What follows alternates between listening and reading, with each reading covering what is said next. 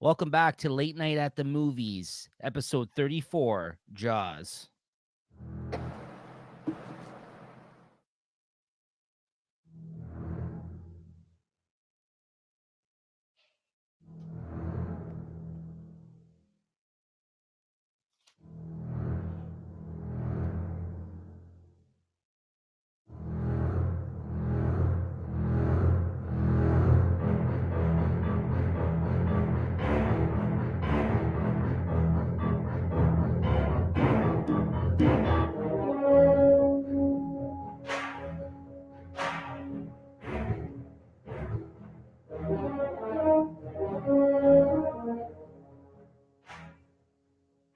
There you go. There's that iconic music from John Williams.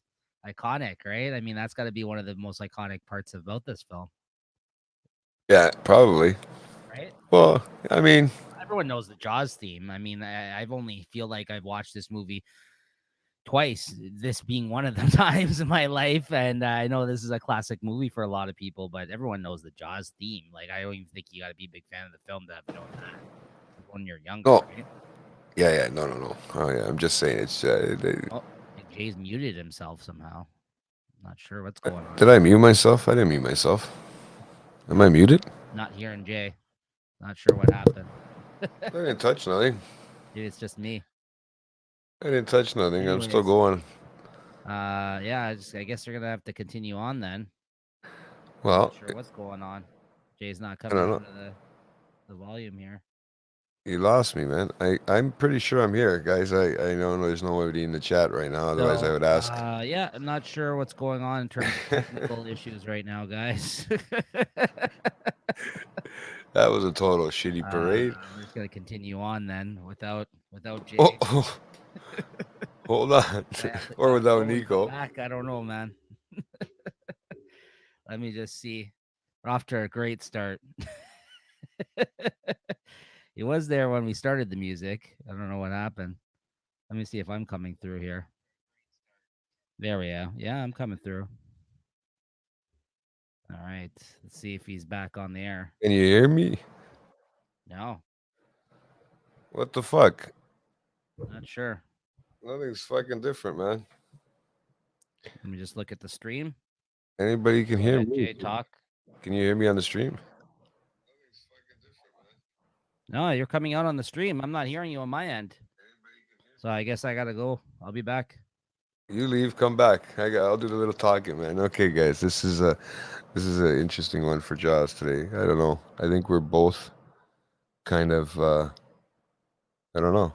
It's just been a weird one. It's the Jaws movie. It's that iconic theme. Maybe they um, muted us off of YouTube. Who knows? But it's interesting to know that yeah, I can at least hold down the fort. But what a crazy movie, guys! If anybody was around in '75 when that fucking movie came out.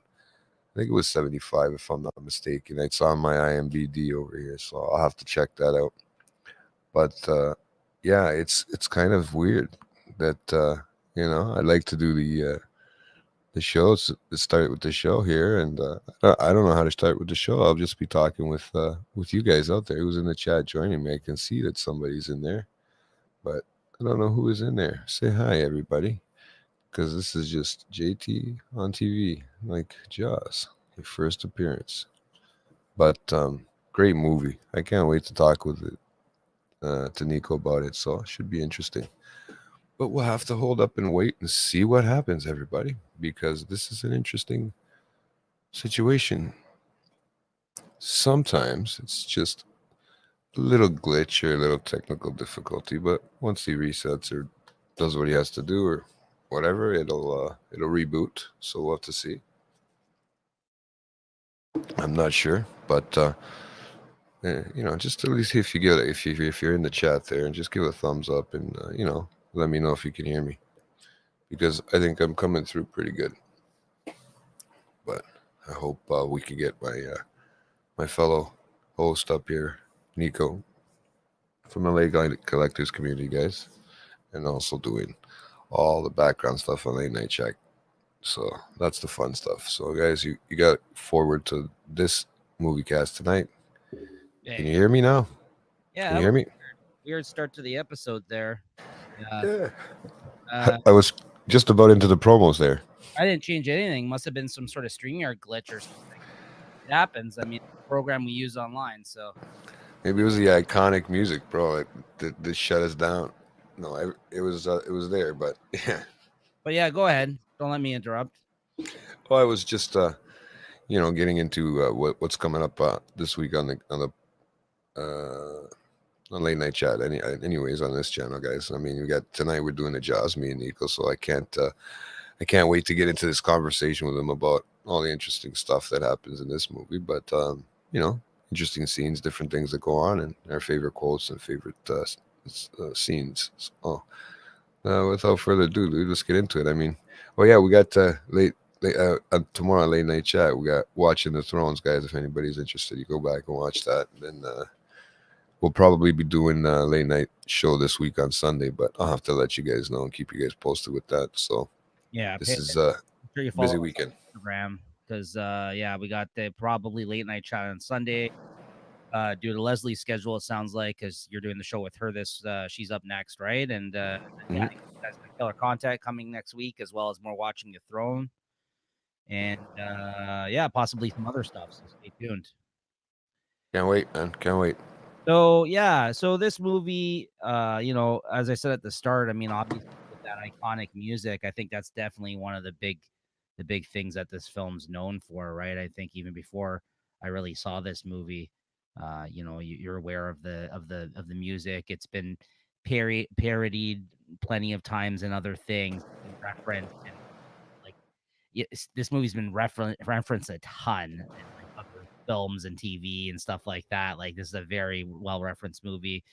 Of course, it spawned a bunch of sequels that all are shit. I was gonna say it had a bunch of sequels and crap, didn't it? Yeah, I mean, I don't feel like any of them are well regarded. I can't say that I've seen them myself, and even though a lot of this movie came back for the second movie, apparently it's like people don't. Jaws fans, I've heard them reference it before, and they're like, "We don't talk about the second movie." You know what I mean? It's like one of those things where they're like, "Yeah, we're not even going to talk about that like sequel." Essentially, like they're not even counting that as part of the about the history Yeah.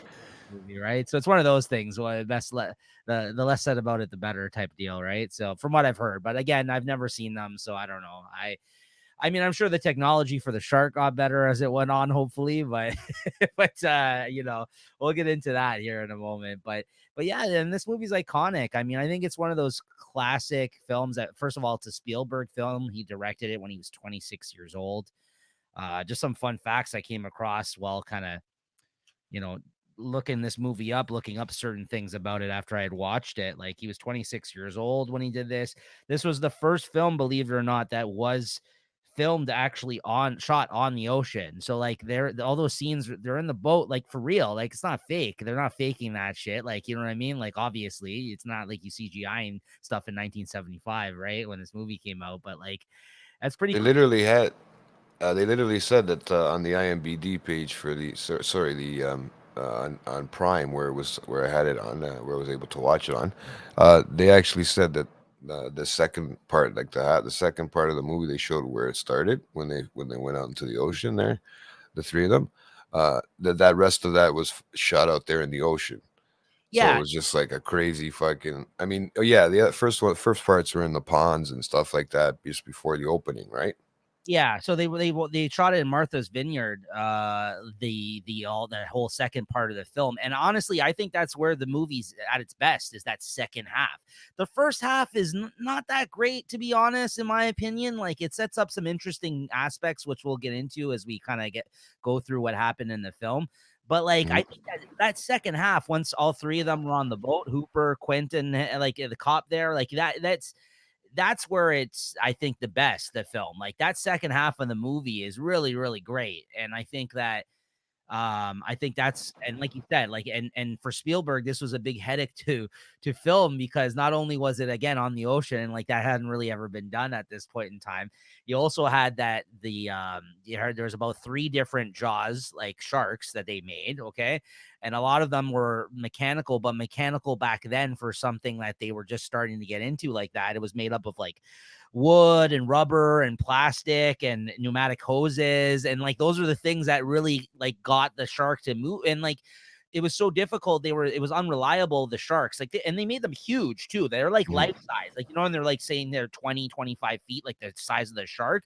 That is Yeah. how big they made these things, right? So like so but the fact that he apparently, it was so unreliable in like in terms of like them shooting like certain scenes. There's a lot of scenes that the shark was supposed to be in that he shot, that they had to basically take him out of the shots.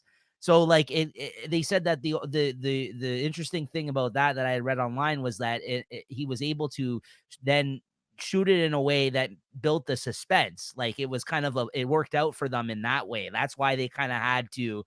That's why I didn't see the shark all that much in the film. It's not because they didn't want to use the shark in a lot of those shots. Is that because it wasn't working for them? Like it was really difficult to actually coordinate, not only shooting this thing in the water, but then also for it to actually work properly, right? Yeah, well, I heard that they said that too. It was as I was reading something, they were saying that because of the stuff that they were using, and that they were having issues with they built it for regular water. They built it in regular water and not taking into account the seawater, right? Yeah, and what it would do to some of the stuff and the equipment that's inside if it got wet, and a lot of that crap, right? So which totally makes sense. Seawater will fucking wreak havoc on any sort of electrical thing, right? If it's not meant for it. But yeah, I heard that part of it, right? I mean, I don't know if it was me reading it right, but if they had different names for the shark So types they built. yeah, there's three of them, I think Yeah. that, and they named it Bruce, and after Hmm. Spielberg's lawyer, I guess calling him a It shark. makes sense when you think about it, right? Yeah, so the nickname of the shark is Bruce, and there was three versions of it, and only one remains today. The rest just got ruined over time, I guess, through the years. They just never maybe salvaged them properly. But what ended up happening was the one that was still Mechanical still. somewhat put together still and salvageable. Greg Nicotero, who's a famous a visual effects guy who worked on The Walking Dead. He actually restored it about in 2019, I think that I was when I came across the information. So he actually, who obviously is a loving fan of this film, he said he watched it when he was like 11. That's the whole reason he got into visual effects, was this movie, because at the time this was groundbreaking shit, believe it or not, right? And like and so he actually helped, I guess he tracked this down, and he restored that the only remaining Jaws, like actual that was from the first film a few years ago. So that's pretty crazy, man. And that guy's worked on on plenty of things. I mean, if we wanted to bring up his stats, we can, but like I believe that he's more recently known for doing Walking Dead. That's where I know his name from, Greg Nicotero. But he's done, his list is long. He's a big effects guy, right? So Okay. Greg Nicotero, you said? makeup designer as well. Yeah, it's Nicotero. But yeah, so actually, it reminds me, I got to bring up my info again here now because I had to back out of the window there. But yeah, that's really interesting, man. That's what I mean. Like, so usually when we start these discussions, we mention what our histories with the film are. And I got to be honest, this might be my first time actually watching the whole movie. I think I've seen it before for the most part when I was younger, but if I did, I have no recollection that much of most of the film. And I've owned the film. I've owned the Blu-ray for years now because I just bought it for cheap one day because I'm like, well, oh look, Jaws, that's a classic movie. And at that time, I was really just trying to build up, and still Well, am. this guy's done a lot, bro. Yeah, he's done a lot, but Walking Dead is one of the things he's worked on, right? If I'm not mistaken. Yeah, Walking Dead, Fear the Walking Dead. Yeah, he's the big guy behind the whole effects on Walking Dead, like a lot of the zombie shit. But he's worked on plenty. Yeah, mention some stuff. El Camino. El Camino. El Camino. Once Upon a Time in Hollywood. Yeah. Crazy, man. Yeah, he's a big time visual Amityville. and makeup, I think, art designer too. Like I think he does that kind of shit too, because I think he did the the zombie stuff in Walking Dead, right? So Yeah, that's makeup producer and special effects. yeah, there you go. So that's pretty interesting. So that there you go. This is a movie that inspired somebody like that. That's been Mhm. so that's it's big in the business now of effects as a result. So I think I Sure. so as much as like to us watching it now, I think it's one of those things where you had to have watched this movie when it first came out to really get the full appreciation of this film, right? Because like again, when I was even looking this up, and this is stuff I already kind of knew for the most part, but this actually made people afraid to go in the water, this film, when it came out. Like there was people that like this actually had an effect on, like the shark awareness was at an all-time high as a result of this movie, right? So I think it's interesting. I think the effect that the film had on popular culture is like even bigger of a deal and better than the film itself. It for as far as I'm concerned, you know what I mean? Like I know that maybe is, you know what I mean. People are like, maybe tuning out if they hear me say that. Like, this fucking guy not calling this movie a Well, classic, but like it just well, it they, was a good movie though. It was good, but it wasn't like in my heart. Like you know what I mean? Like it's not like a movie that I fondly look back on. But who knows? This is only I feel like it's my first time watching the thing fully. How about you? yeah, you know what? Probably in the most part, I felt like the last half of the movie I've watched a million times, right? Maybe not so much the beginning part of it.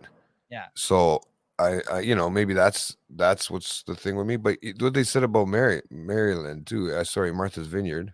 Hmm. Matt, the population went from 5,000 that year to 15,000 the next year after the movie. So people weren't that scared of the water, dude. Hmm. No, but that is the case though. Like he said, Yeah. maybe not there. I'm sure people maybe moved there because they wanted to be close to that, but because it was yeah, it's a massive two shits. That's what I'm saying. It's the Boston accent. Yeah, but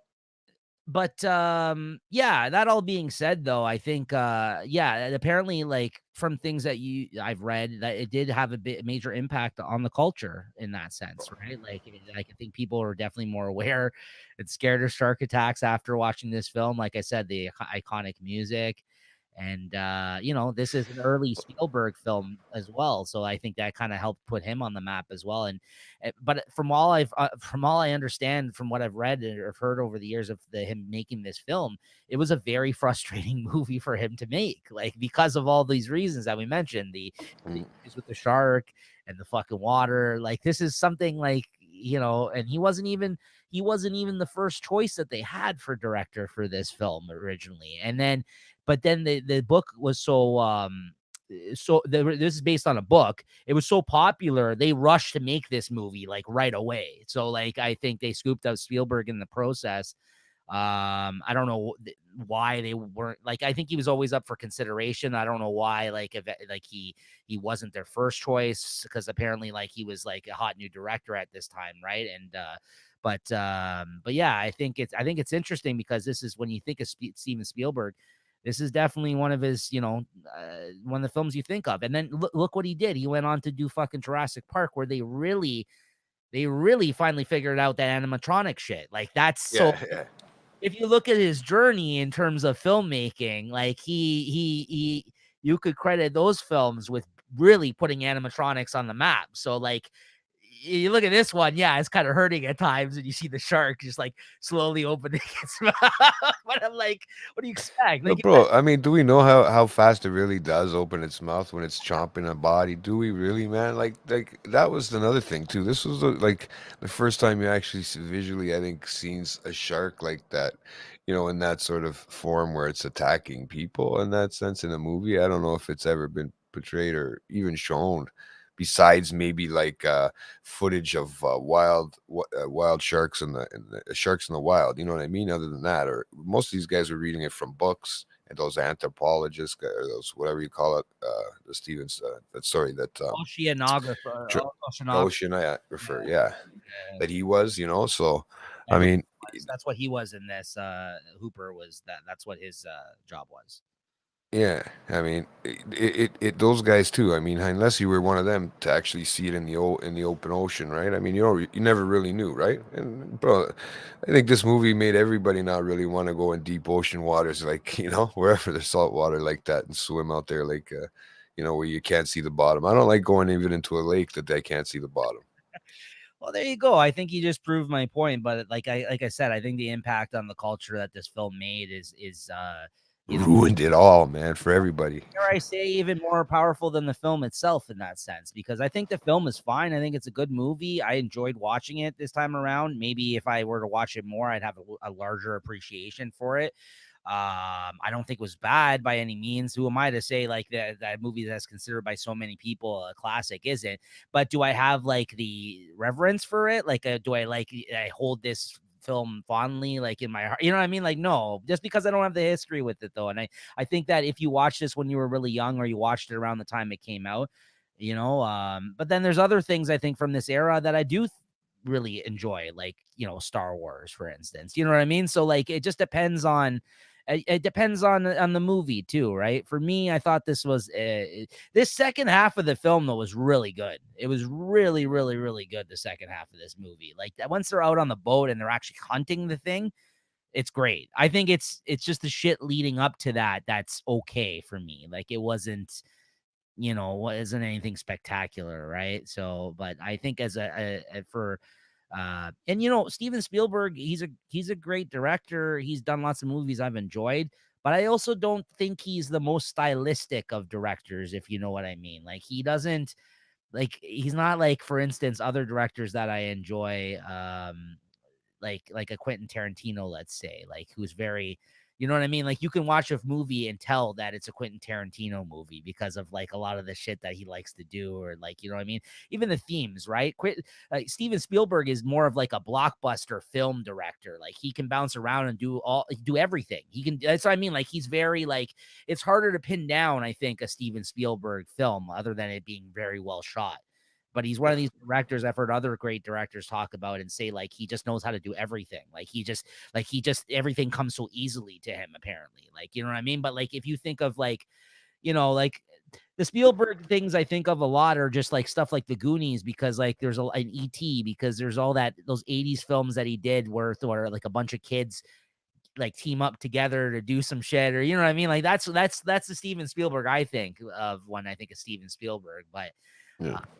but then you got the things that he did with George Lucas, like Indiana Jones, and like, you know what I mean? Like there's so many fucking good movies that he's been involved with, right? So But is he one at a certain time? Doesn't he just become one of those guys that they just put his name on as an executive producer and that kind of crap?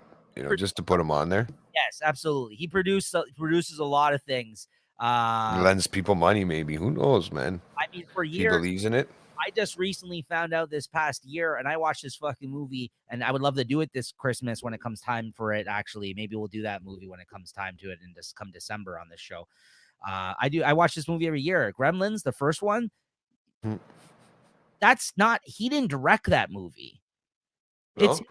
No? But it's Steven Spielberg's Gremlins. Like when you see the poster, like he produced. That's what I mean. Did he give the move? Did he give the money? Did he help the?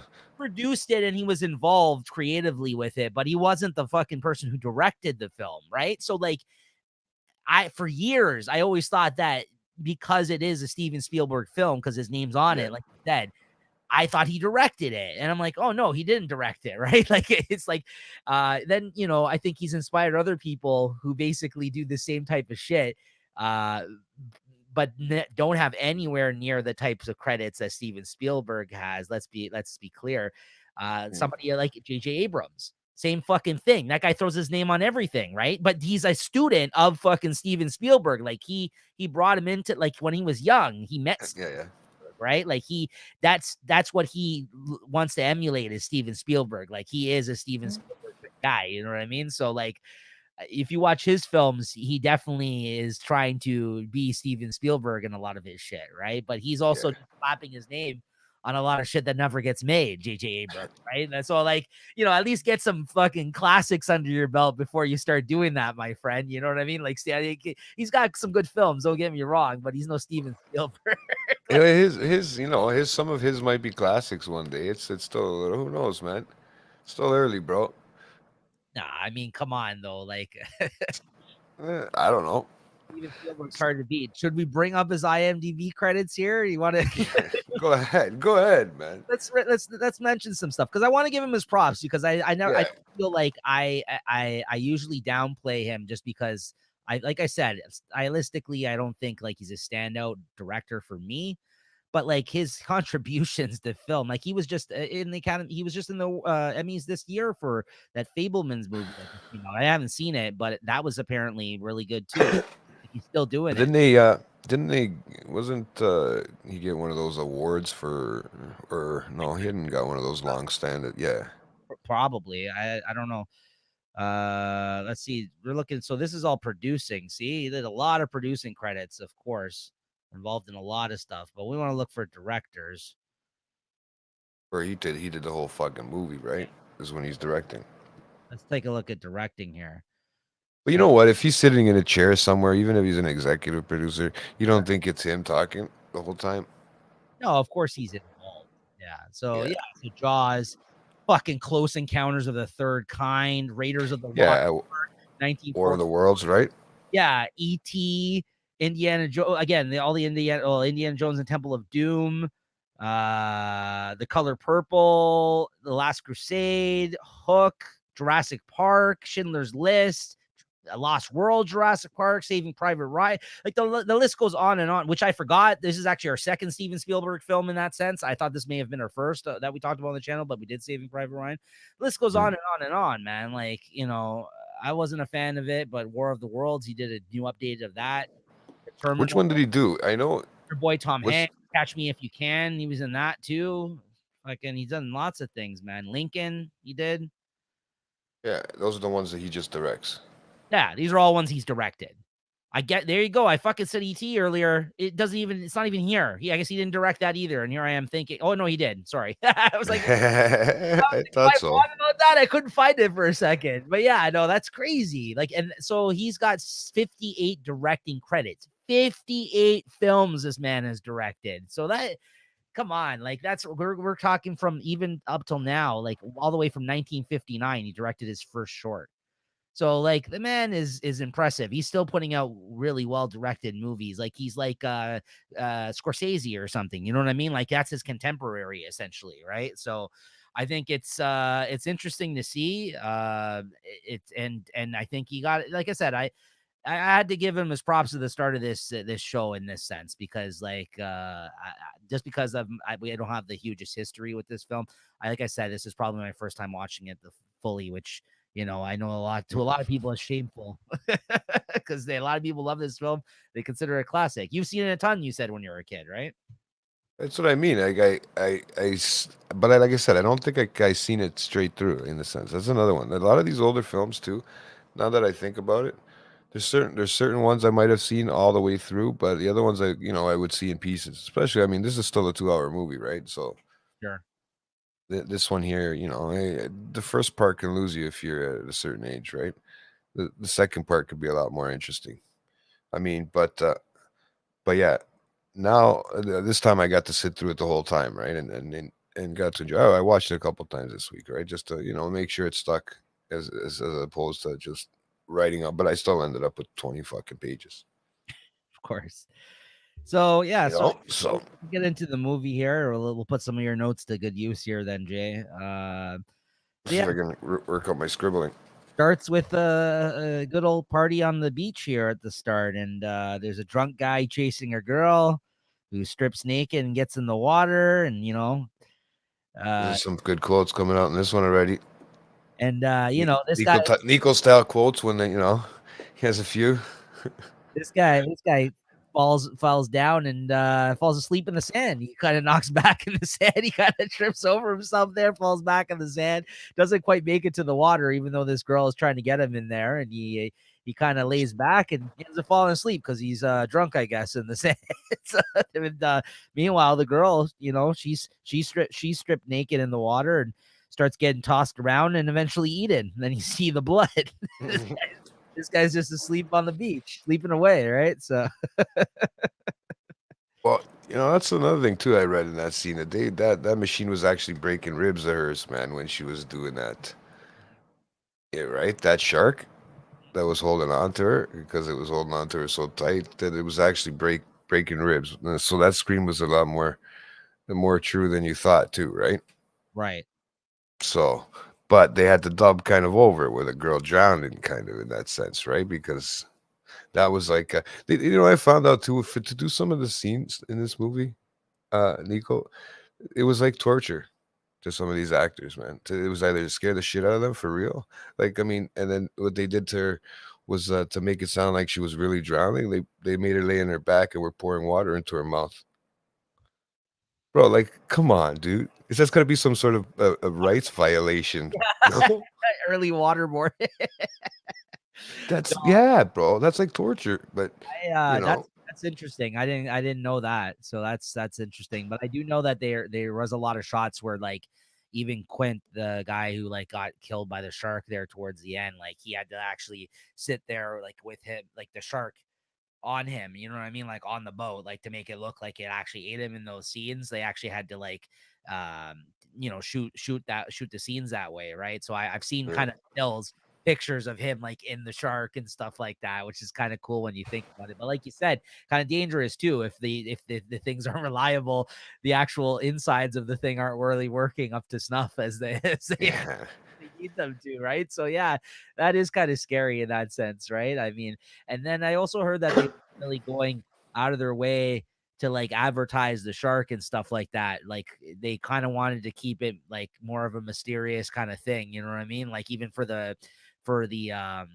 promotion for this film and stuff like that. Like, but they didn't really want many pictures of the shark getting out, and they really wanted to like build the suspense of the film in that way, right? Because I think like I said, I think the music and again, like from what I read, like the way a lot of the way that he shot the scenes where the shark was actually supposed to be in the scene, but it wasn't really working for them that day that well.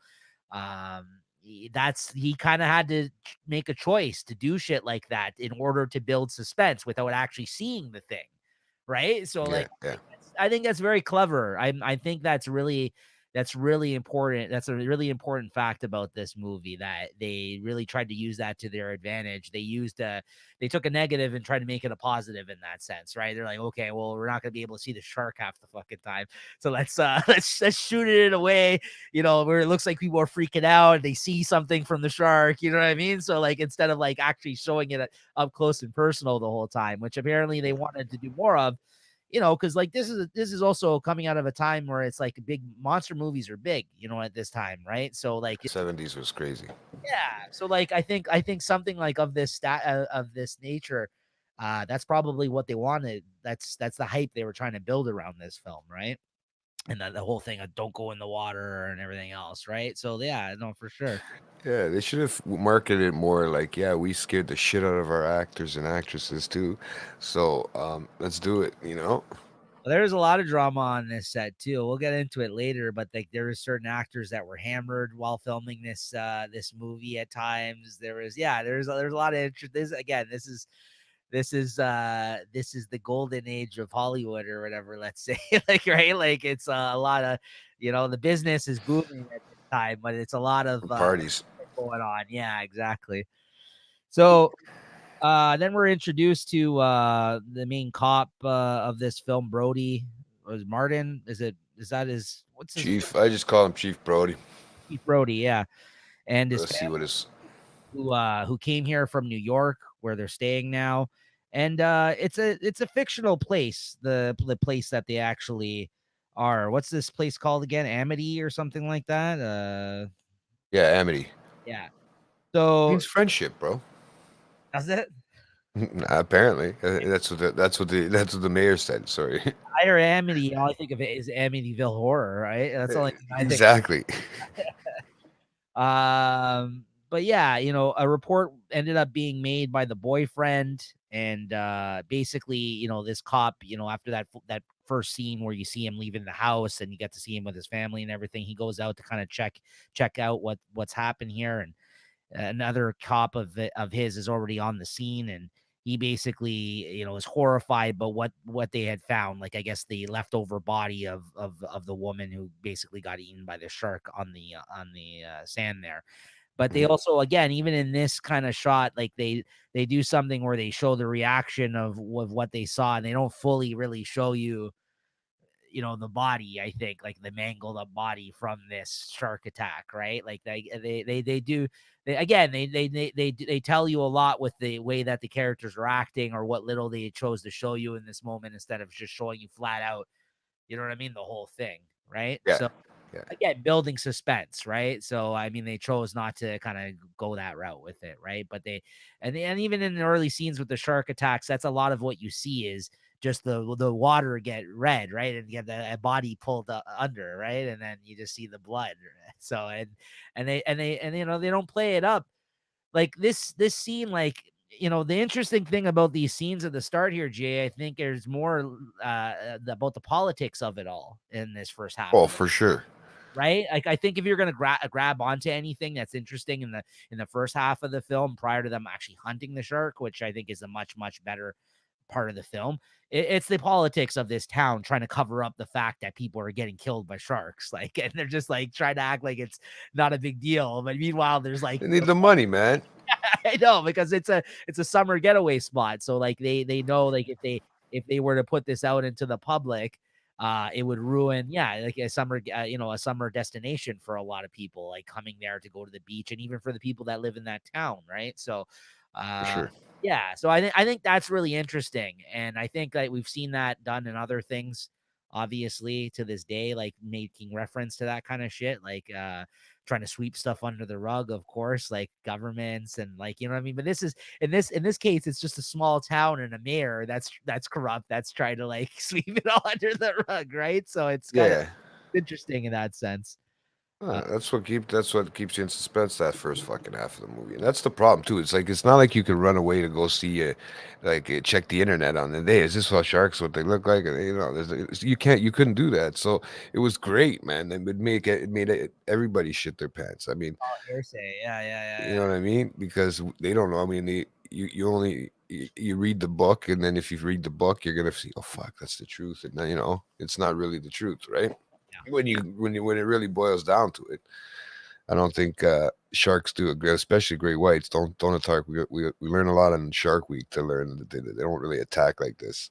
Well, So but like you said earlier, at this time, it's not like they had the technology. Shark Week, Well, yeah, they didn't have all this footage to show. Like, we didn't have a Discovery Channel, like, to kind of like learn about all this kind of stuff. National Geographic, we didn't have that at this time. Probably 1970. I mean, I'm sure the magazine was around then. I believe it's a long oh standing, for sure.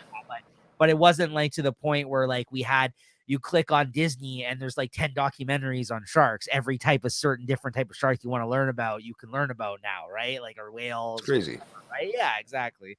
So we just didn't really have any of this data collected as of yet. Like that's who kind of Richard Dreyfuss's character, when he shows up, he kind of plays that part as the guy who's the informative one that's the oceanographer that is the one with that information, right? But everybody else you're dealing with in this are just small town folk. Like, they don't fucking know anything about sharks, right? Like, there's a lot of fishermen in this town. Don't get me wrong. This is like this is like a main Fishing town. Yeah, it's a fishing town. And they know to like steer clear of sharks. They know enough about that, but like the way they go out there, they're not afraid of this shark. That's the other thing that it's worth mentioning. This is an abnormally sized shark, and this is a male shark in this film, and the males aren't normally this big. The size that they said in this film, I think I read it's only like 16 to 18, and they said this was like 25 feet easy, this shark. So that's, I mean, if you think about that, it's almost it's almost double the size that this thing should be, almost, right? Or like a third more of the size that it should be, right? Like, that's pretty fucking crazy. Well, it's that one they're talking about now, the mega shark. The mega The one that's been around for years or whatever they're looking for. They've seen one, and I don't know. It's who knows what size they get to, right? But then from there, the cops go into town. They collect supplies, basically, to go on the beach and warn people on the beach. Kind of put up a sign and shut it down temporarily, due to this kind of this shark attack that went down. Yeah. And this is when we're introduced to the town mayor. There, he rolls up, Mayor Vaughn, and he puts a stop to it, as Amity is a summer hotspot. It needs the money. He's worried about people's reaction to the shark scare. And, he's not honest or caring of the people right off the bat. That's kind of what the impression you get of this guy, because he's kind of just like, no, we can't have this. We're not shutting down anything. Like, we're not going to like talk about this. Like, he felt it was like one off almost. He's like, yeah, whatever. Like, I doubt this is going to be an issue kind of thing. Right. Like, Yeah, but yeah, it's like it's just funny how right there he just died. I mean it was rare at the time for them. They even for them in there, right? For a shark to come up into the cove, right? yes. So well that's where the politics start to play, right? This is Right. where you get to see it. And But we'll see a change. and then you kind of see the parallel of like him going up against Chief Brody, because Chief Brody's kind of like the new cop in town. And he's kind of trying to, assert some dominant, like, some control over the situation. He's kind of like, this is the right thing to do. So I don't know, like, but then he's getting pushback from technically the mayor, who's technically, I guess, his boss. He oversees the chief of police somehow in this situation, right? And because they're taxpayers' money and all this kind of shit, right? So like, he's kind of like, yeah, no, you're not doing this because this will ruin us. So you're gonna listen to me and you're not gonna do anything.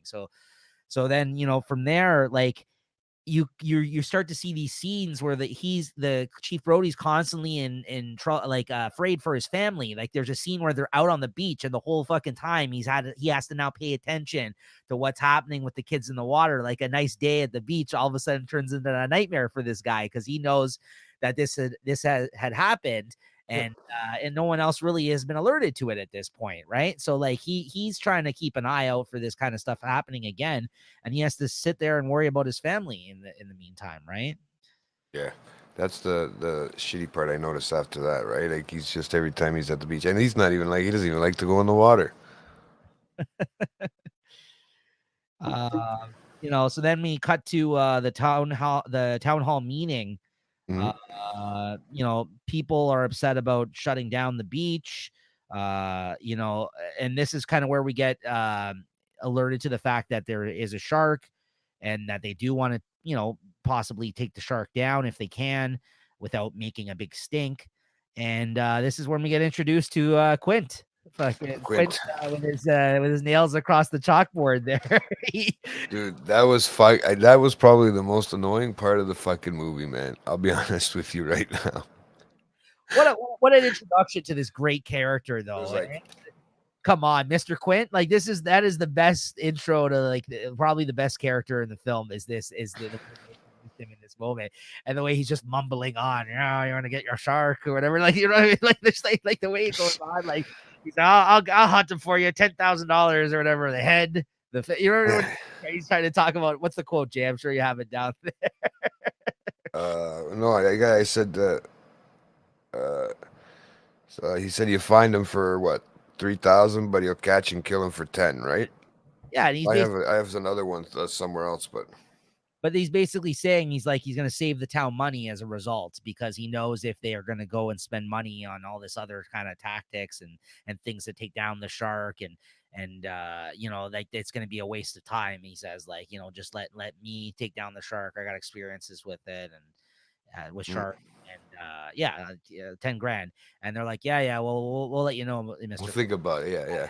And then he just leaves. But it's just an interesting, it's a very fun way to get introduced to this like mysterious guy that was kind of like at the back of the of the assembly hall kind of thing, right? He kind of just showed up and talked some shit. And they're like, yeah, whatever, old man. Like, crazy. Yeah. Like, get out of here. Yeah, we'll let you know, right? Don't worry, I think we got this under control. It's kind of like that, right? Like, yeah, they basically aren't taking it seriously, man. No. So, and that's the best part. Is like, because when people don't take things seriously, especially shark attacks, shit happens, and it tends to keep happening. So let's see what comes out of this town hall meeting. Mm-hmm. But from there, you kind of see Chief Brody there. He starts to try to do his own shark research. He's written some books. Then you see that the fishermen are starting to get involved. They're basically the morning after this news gets out there. The next morning, All of the fishermen are out on the boats with all their, their traps and like, things that they're fishing, but they're also out there and chances to possibly get the shark because everyone's like on the shark hunt now as a result, right? The next day, and like you said, this is a fishing town, so the next morning everybody's out there early on the water doing their thing, right? Hmm.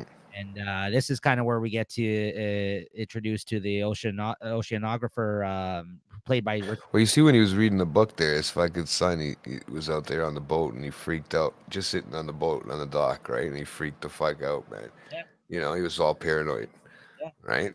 But Because yeah, as we know, like from there is such a thing as stirring up people, like fear mongering, right? That even exists in today's society, for you know what I mean, like for so that's essentially what started happening here. Word of mouth started going around, and the town hall meeting, and everyone had heard now that there's a shark, and even though no one wants it to put a stop to what they're doing out there, they also have to be aware of it now, right? Like, that there's a danger involved as a result of going out into water, but it doesn't seem to be stopping anybody at this point in time, right? They're still doing their thing. So yeah, I guess if it hasn't really happened before, and so I guess it's hard to it's hard to say, man. It's hard to say what people think before they'd go out there. So we'll see where it's going from here, man. Because it gets a little intense. It builds up. I feel it even at this point. It's everything starting to build up slowly, but surely it is, right? but like I said, this is where we get introduced to Richard Dreyfuss's character, Matt Hooper, or Hooper. He is the oceanographer in this situation. He kind of shows up because he was hired by the police to essentially help them with some information to track down this shark. Hmm. They don't really know what they're doing in that sense. Like Chief Brody's like, I'm way out of my element on this one, right? And but meanwhile, you see when he shows up, he even says like someone's gonna get killed out there, because you can see all these guys going ham out on the water, going crazy, searching for this. They're throwing dynamite into the water, they're throwing chum into the water. Like, these guys are going all out in order to catch this shark, all these crazy fishermen, right? And he just as soon as he shows up, that's kind of his introduction. He's like, "Yeah, who's in charge around here? Because someone's gonna get killed out there the way they're going up on." And like, even like his deputy or whatever, the guy that's working with him, Chief Brody, like, it's literally like just those two. Like, they don't really have like the cops, like, apparently to assist with everything going on that summer. And it just seems like they're the only guys in town, essentially, for this police force that are out there on the water, right? It's just crazy, like, especially with everything going on. This guy has no backup. Like, he's like, "Where's our backup?" The guy's like, "We don't have any backup." It's like, It's only the two of them. yeah, it's insane. Like, he's like, "Yeah, but there's people coming," he says, I think, but they're like coming from like counties over, and you know what I mean? Like, it's something crazy like that, where they're people are coming, but they're coming from From far. the mainland. Yeah. That's what they say. He's saying, yeah. So, you know, The- and then this is the scene where he kind of brings him to the back, and they inspect the body. Richard Dreyfuss inspects the body, or what's left of it, let's say, out of the shark, the remains of the person that got eaten by the shark. And kind of, he kind of really gets down and dirty here, and kind of like really looks it over, and warns them of the problem that they may have, and the fact that it's not no small shark that they're dealing with, right? Like, he can tell right away just from, like, you know what I mean, like the what's left of the body, right? yeah. And he gets into it, man. He doesn't hold back. Like, he asked if they had told the Coast Guard yet, and they said no. And he's basically, he's pissed about the way they handled it. And, this is no accident. This is a shark attack. Like, and basically, he gets, you know, uh, I think, I don't know if this is the scene, but I think the mayor shows up, and he gets into it with the mayor as well. Like, he causes a big stink with him. And, Uh, Richard Dreyfuss is wondering what they're gonna do about closing the beaches, right? So he's getting a little pissed off, right? But the mayor shows up when they're down by the docks, if I'm not mistaken.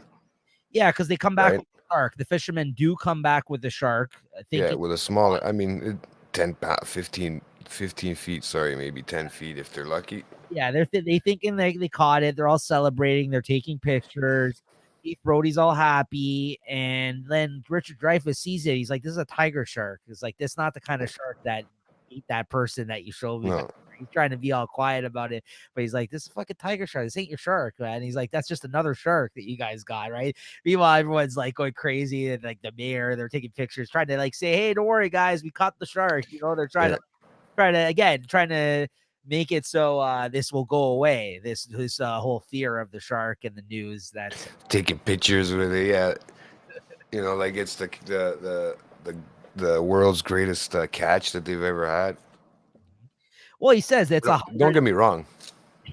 he says it's 101 shot that this is actually the shark that you're looking for. He's like, there's no way, right? Richard Dreyfuss is breaking it down to him.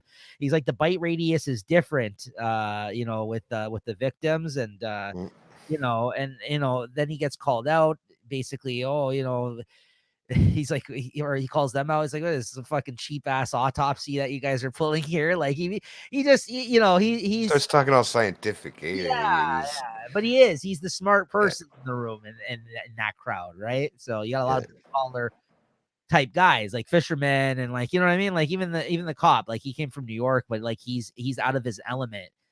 Like you said, he doesn't even like the water. Like this guy is out of his element out there. He's in a fishing town that is where he's now stationed as a cop, and he's not used to this sort of thing, right? So hence kind of a literal fish out of water, Jay. Ha ha ha. Yeah.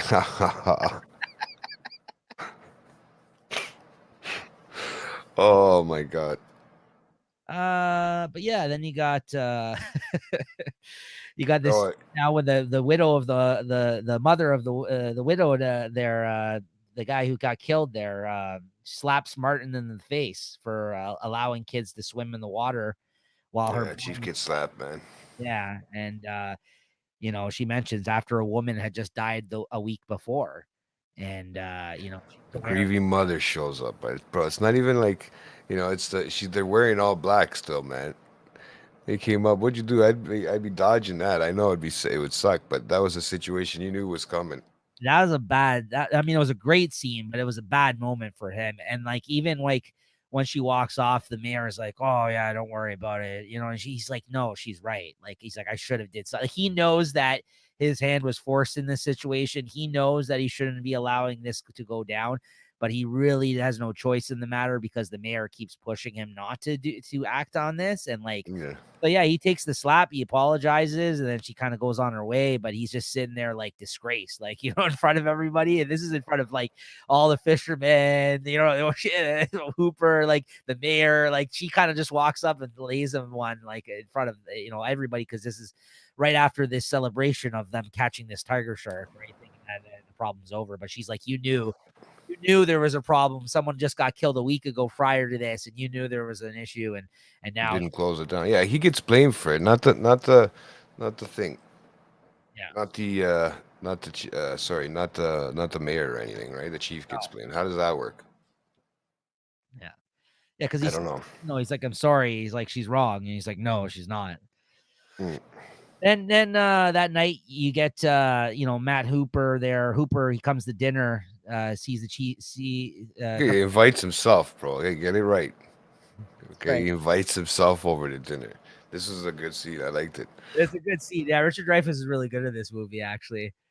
But he, you know, asks, you know, how his day was, jokingly, brings wine. He's like, I didn't know what wine to bring, so I brought both. It's red and white. But like you said, he basically just helps himself to like the food that's on the table. Well, he takes the chief's fucking food, man. Right? The emoji is not coming up, unfortunately. It's all good. I don't know if it comes up for you. Apparently, it comes up for other people in the chat, but when we put it up, it doesn't show. Yeah, it just says face blue, white eyes. Yeah. All right. I was trying to figure out what the hell that meant. I thought that was a movie or something. I don't know. Maybe it's a shark emoji that she put up. But yeah, you never know. Who knows?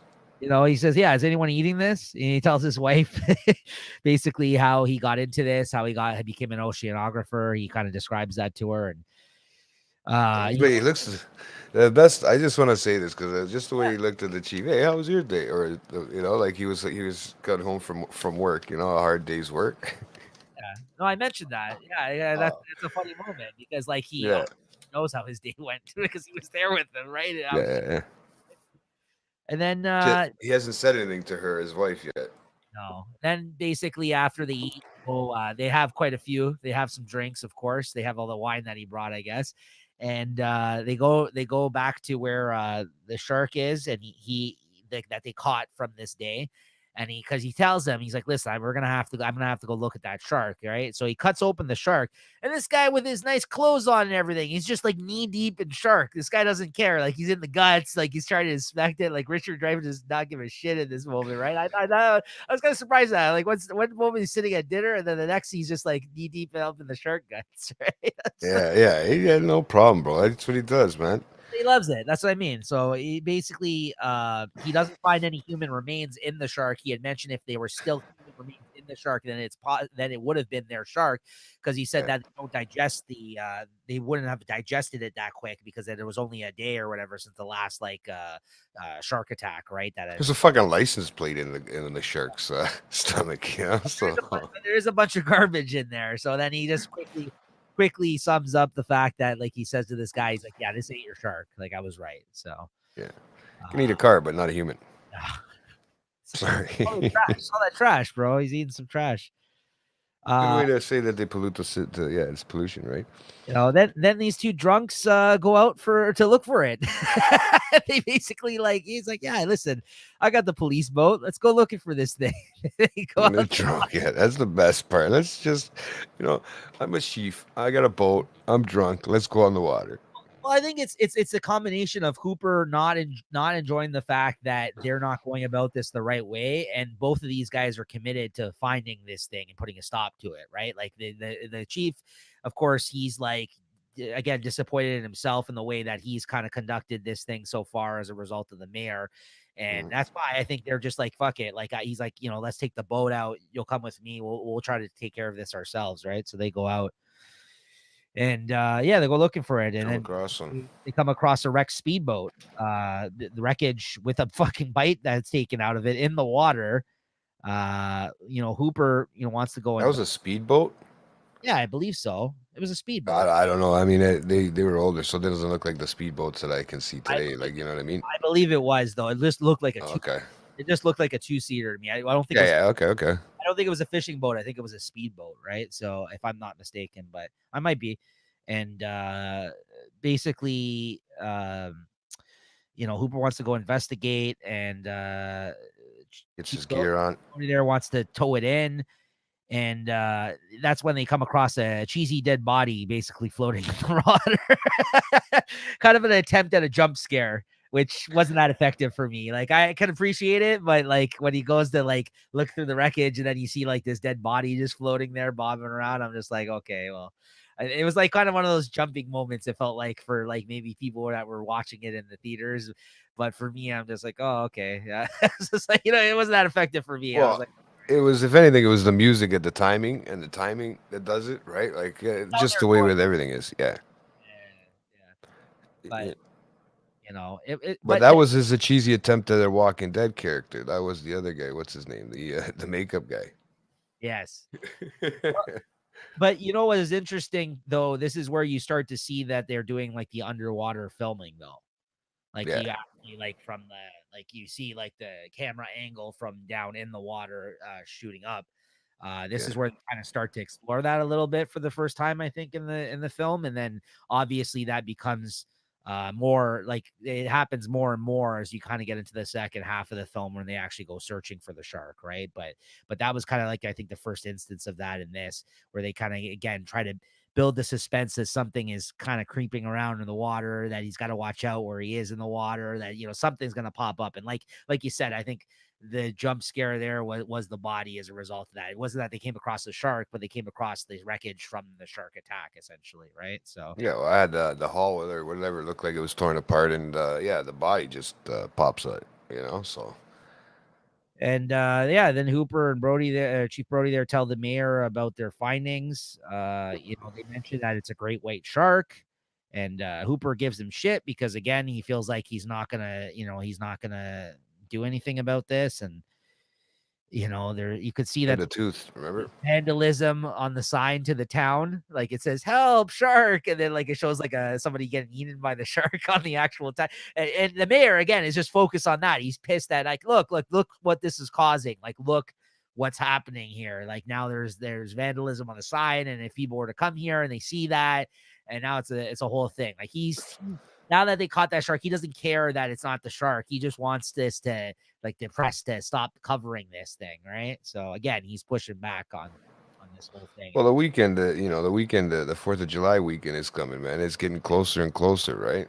Right. And then they end up continuing to monitor the beach activity without actually trying to alert the folks to the fact that that's what they were doing. Like they were kind of combing the beach and kind of out there and trying to pay attention to what's happening in the water and catch the shark and protect the people. But the whole time, like the mayor, meanwhile, he's actually on like he's getting reporters like basically covering him, talking about it while at the beach, promoting the fact that, this is their celebration and saying, yeah, we caught the shark the other day, guys. Like, so again, even while they're there trying to monitor the beach, this guy is on the TV saying that that's not the case. They caught the shark. Don't worry about it. Right. So he's like basically every move they make, like even trying to preventative measure against the sharks, like they're basically he's going and doing his own thing, right? So Yeah. So then a shark is thought to be spotted, and of course, this is one of I guess the more popular scenes that you've seen spoofed in other things as well. I think over the years or parodied in other films or referenced is the fact that there's kids pretending that they have the shark fins on in the water that scare folks in this scene, and the cops result poorly in the sense that they start blowing the whistles and everything else, and people are ending up getting trampled. Old men are getting knocked over and fucking walked over. It's just causing mass hysteria of people running out of the water as a result of these kids that are fucking around with the shark fin in the water, right, in this scene. So even the cops like no, like he's trying to like calm down the response from folks and like even how they kind of dealt with it. But all of a sudden, the cops just roll up, weapons drawn, and the kids are just coming up out of the water. He's like, he made me do it. The other kid, right? And they got, one's got the fit on his back. A pretty good prank, though, right? I mean, that's it was a pretty good one, I gotta say. Yeah, but I mean, get your fucking blame. They're lucky they held it up and waited till he actually popped, because they could have been shooting while it was underwater, and those kids would have been done. I was thinking about that too. I was like, yeah, you're lucky they weren't the ones to shoot first, ask questions later. Yeah, that's very true, because they had guns in their face in that scene for sure, right? But yeah, I would have shit my pants, bro, if I was a kid that age. Then at the same time when this happened, there's a woman yelling from like another island kind of part, like in the distance, or another dock or something, basically starts yelling shark, right? And then basically the shark knocks the boat over, like kind of rocks it, like runs into it and knocks the boat and ends up eating people. And then like during this scene, while he's kind of having the feeding frenzy on them, like the Chiefs kids are out there too. That's right. The Chiefs kids are all the way out there too at this time. And you see like a lone leg. You see like a leg like floating down into the water after like the shark attack, right? Like just like a leg just kind of drifting into the with a running shoe on too. That's right. Yeah. That was another fucking weird one, eh? Listen, that's a nice touch. I like that. With a running shoe on. He tried to run away from the shark. It didn't work. First he tried to swim, then he put his running shoes on, and then they got him. I don't know how that worked. Yeah, so his kid ends up being okay, even though he got knocked around or knocked out in this moment. Isn't that he went to the water? No, I think he got like more like a shell shock sort of thing. He was more shocked. But because he stayed calm, did you notice that? Because he stayed calm, the shark just swam past him, bro. Yeah, well, that puts a good that actually is something that's pretty much what sharks do. If you they probably won't if you stay calm and they don't even know you're there, because they work off those impulses, right? Like off their fucking many of them are not predatory to humans. Like they're not like, you know what I mean? Like there is certain situations where they will, which is that what they played into in this film, right? But I think Yeah. part but normally, yeah, you're right. Like there's a lot of instances where you wouldn't be in danger depending on the shark and depending on like what you're doing out there, right? But yeah, some things will set them off for sure, right? Um, but yeah, so he ends up surviving his kid. But from after this incident and a very public incident for that matter, this was like you said, they're all out there celebrating on the beach for this one. This is where they go to hire Quint, Mr. Quint, to catch the shark. And basically Mr. Quint there and Hooper start off on a bad foot. These two, they you know, they're coming from two different perspectives. Like he thinks he's, you know, who's this fucking guy we're hiring, and you know, like you said, he's a professional, like he's smart, he went to school for, like, you know what I mean, like he's like you know, and he's just looking at like, who is this old ass fisherman dude or whatever that we're hiring, you know what I mean, like something like that. Like Well, he basically, I mean, but he's but yeah, go on. What are you gonna say? the chief, when they got back there, the chief had pulled the mayor aside after the whole water incident, right? You know, wasn't it? And then after that one person did get attacked, that second person there got attacked, and they took the boat. He pulls the chief aside because the chief had said to the to one of his mayor is no the mayor's guys said to one of the guys to go into the water, right? At first, that's why they all ended up in the water at that time, right? Right. But then they all said, "Oh, he's going in. Let's follow him in there." And that's when it started, that whole attack thing. But afterwards, when the chief pulls him aside, right, and tries to get him to sign that contract so they can hire the contractor, they can hire the old man, because he didn't want to sign. He hasn't wanted to sign it up to this point, right? Yes. So yeah, it's like the fuck, you better sign it. And I think the mayor is kind of finally seeing he's not such a he's an idiot for not listening because his kids were in the water and everything too. Yeah, that is a good Mm. point. That he does mention that in that scene that his kids too. Yeah, yeah, yeah. So that's the difference at that point, right? And he just fucking signed it, and then there you go, right? And then they start hiring the old man. Then, you know, Hooper comes in, he's showing off his like anti-shark cage that he's got, which basically is one of those cages that you would go in with like if you're filming in the water or so, you know what I mean, like deep like shark infested waters and stuff like that. And obviously that has improved over time too, in comparison to what they have today. But like this one like was probably, it looks like the invention of it or something, it seemed like, right? Because like that is a thing, like they do have those cages, but like you know, Yeah, that was a pretty cheap cage, that one, man. well, that's what. Well, but that's I'm sure it was at that time. But not only that, like I think it also goes to show you how crazy the shark was. Like, you know what I mean? I think that was just to kind of illustrate like Yeah, illustrated. Yeah, for sure. how crazy the fucking shark was. The fact that he like pried it open at the end. But you're right. Like that was not. It was not a very good cage, as we saw later on, right? But he's all impressed by this. Like I can't figure. I doubt that those cages were around too much prior to this film, right? I can't think. That's Like what I was gonna say. I was thinking they made that cage, but then they made the shark itself out of wood and stuff, right? Which I didn't understand.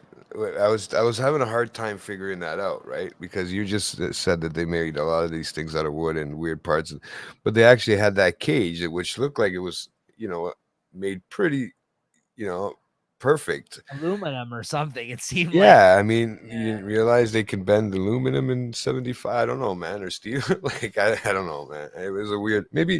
Uh, Well, I'm still having a thing, a buoyancy thing. Maybe that was it. Maybe they well, thought the wood would help with the buoyancy well, of that's the the thing. shark. They get off on a wrong. Like these guys, like Mr. Quint's like looking at this guy like he's an idiot. He's like, yeah, that cage isn't gonna help you. And he's looking at Mr. Quint like, you know, like you don't know anything about sharks. Like I know it all, kind of thing. You know what I mean? Like, I think they just don't start off on a on a good note. Oh, you seen when they went to go and ask him, right, to hire him, and they put they went to go have a drink with him, and they see all those sharks and stuff, and like and things all fascinated, right? Matt there. Uh, Super. I, Yeah. I call him Matt. Yeah, I don't know why, because everybody calling him Matt. So yeah, Yeah, but then after a while, Mr. Quint there, as he calls it, they call him it. Quint just starts calling him Hooper though. Eventually, like they just start calling him yeah. Hooper. Once it becomes his mate on the fucking boat, right? That's right. Yeah. So But this is for the first time the three of them go fishing out on Mr. Quint's boat. And then for the first time, really, in the whole film as of yet, this is the first time they're actually on a proper vessel, like to actually go hunting this shark. You know what I mean? Like, cause like they had the cod boat in that other scene, but they weren't really doing much with that. But like, this is the first time where they're actually with somebody who has the gear and is prepared to kind of take this thing down. And then when they go out on their actual boat, right? But like, but then this kind of starts also off like, again, like as we continue to go on, this is the second part of the film, that second half of the film, where I really, really, really enjoy it. And it's kind of off to the races. And not only that, like the friendship that eventually develops between Hooper and Mr. Quint is probably my favorite part of the film. Like those two, like really all of them just out there on the water, right? Because they kind of really, they end up having to work together in order to take this thing down at the end of the film. And it becomes like the whole thing, like man versus like, like a predatory thing, right? Man versus animal or mammal or shark or whatever. Yeah. You know what I mean? Like, it's one of those things. Like I kind of, that's kind of like the more adventurous kind of part of the film. Then it feels like when they're out there on the water, Jay, and they start with like the adventurous kind of soundtrack, like music going, like there's moments where it doesn't even feel scary anymore. It feels fun, like an adventurous. This is what I feel like when I see like a lot of Steven Spielberg films from this era. You know what I mean? Like it's Okay. yeah, like like the Indiana Jones and like you know what I mean? Like the like I really felt that this second part of the film. Like there's a moment when they're out there and all their lives are in danger, but it genuinely seems like fun. Like at a certain point, like the way they're kind of hunting this thing down, or they're shooting their harpoons. I know I'm going ahead of myself here, and you know what I mean? Like Good. They're fun moments, man. Everything that we kind of come to see here. But I think the development of Quint there as a character in this second half, like now that we get to know him more and see him more, along with Richard Dreyfuss. Yeah, it's my favorite parts of the film coming up here, like really. And you see Mr. Quint there, he's chugging back those beers, man. He's out there on the water chugging back those beers. He's chugging back the beers. He crushes the can, dude. That was awesome. And then the Richard Dreyfuss looks at him and chugs his little. Matt looks at him, chugs his little plastic cup. Yeah, and then crushes it like a badass. And while this is going, Chief Brody there, he's trying to keep up, right? But he's not. Again, he's not really as skilled as they are out there on the water. So he knocks over one of the compressed gas that Hooper brings. He pulls the knot wrong, and so like Quint and Hooper are both kind of getting on his case a little bit about like, don't touch anything, like, you know what I mean? Like he's clearly like the odd man out, like, and he's, you know what I mean? Like in terms of authority, he has the most out there because he's a cop, but on the water, he has like yes, on land he has the most authority, but out there on the water, these guys are the ones that know what they're talking about. He doesn't, right? So I think it really makes it interesting, you know what I mean? Like balancing act between these guys, right? Yeah. And they were, he was teaching him how to do some knots. He was teaching the chief how to do some knots, like basic stuff. And, that was, And this is when the line starts to move. And watching the line twitch, eh? Ever so slightly, it starts to move. And Quint's got this crazy thing, like where he ends up hooking it himself to it. Like he has like around his waist. A strap on. We'll just call it a strap on. I don't remember what it's called, but let's just call it a strap on for argument's sake. But yeah. But he loses a shitload of line. Like the line just starts reeling off. Crazy. Yeah. And he mentions he's either very smart or very dumb, like as to what's happening in this moment, right? Because he's like, and he's trying to figure it out. He's like, what the hell is this thing doing, right? And Hooper tells him, and he's like, that's not a shark on your line, right? Like he's convinced. He's like, that's not a shark, and Quint thinks it is. And basically when he tells him it's not, when the line comes up and it's something bites through it. Yeah, bites right through the line, right? And it looks like it is. I kept thinking it was like a tuna or something like that, And this is when you get one of the most famous scenes of the film here, one that I put up for the clip here for today on Instagram when we did this, is when the chief there is throwing chum in the water when a shark pops up behind him when he turns his back for a second, right? And, he's so stunned by the fact that he saw this shark like pop up and the size of the thing, right? And He's because going. of that, he looked away for a moment because he was bitching about these two giving him orders, right? He's like, you don't you fucking come over here and throw this chum in the water. He's like, he's like, why don't you come do I this? can go slow ahead. Yeah, slow ahead. I'll show you. Why don't you come do this job? So then I'll show you slow ahead. then he turns around and just catches this crazy massive head bob up eating the chum, and he's like, "Oh shit!" Right? So then he goes back into the into where Quint's sitting, and he's like, "Yeah, you're gonna need a bigger boat." Like, and he just looks That's terrible. the first time he says it. Eh? That's like the first time, but It's one of how many times? right? So like, so this is where they've determined now they've actually seen the shark for the first time, close up one of them. And they've determined that, like, yeah, like as they go on to say, this thing could be like 25 feet long. Like first they're like, yeah, maybe 20, and then they're like, no, it's like 25 feet, like, right? So, Captain,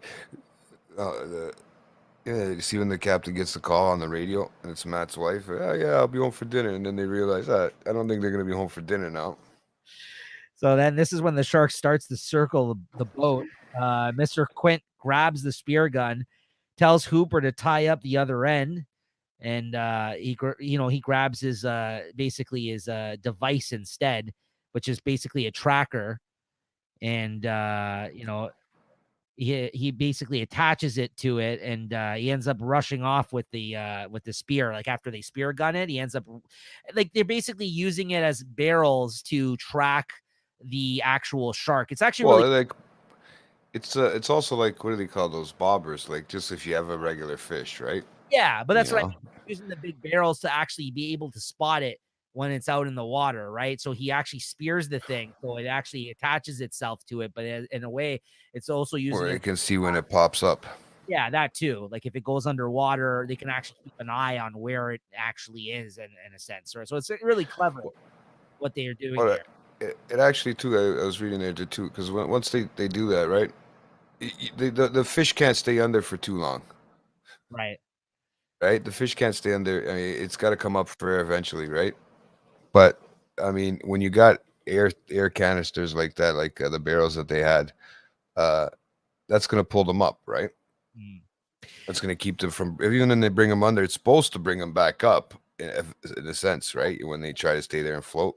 Well, Hooper's got like his own tracker that he attaches to it, but like Quint is doing it his way with the like you said, like the barrels or whatever that he's basically attaching with the spear, right? But he also has like a tracking device of sorts that he's using on it as well, right? But so they're basically both doing their like thing. a sonar thingy. Yeah, exactly. And this whole thing happens, and basically it cuts to them waiting out there, like basically into the night. And this is when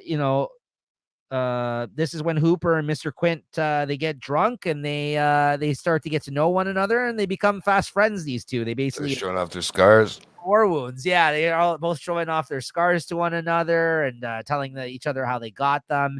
And they start to get along, and they're drinking. And there's a whole scene where he's like, "Oh, you see that?" And like, I think it's Richard Dreyfuss that takes off his shirt. He's like, "Ah, you're wearing a sweater," and he's got all this hair. yeah. He opens it up. He's got all this hair.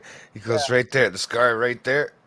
Yeah. No, But broke this, my heart. And he's drunk. They're fucking hammered, bro. By this point, they're probably drinking that moonshine that the captain had made. but this is where you learn about Quint when he's in the war, and he talks about when he was on the Indianapolis. That's a crazy one, eh?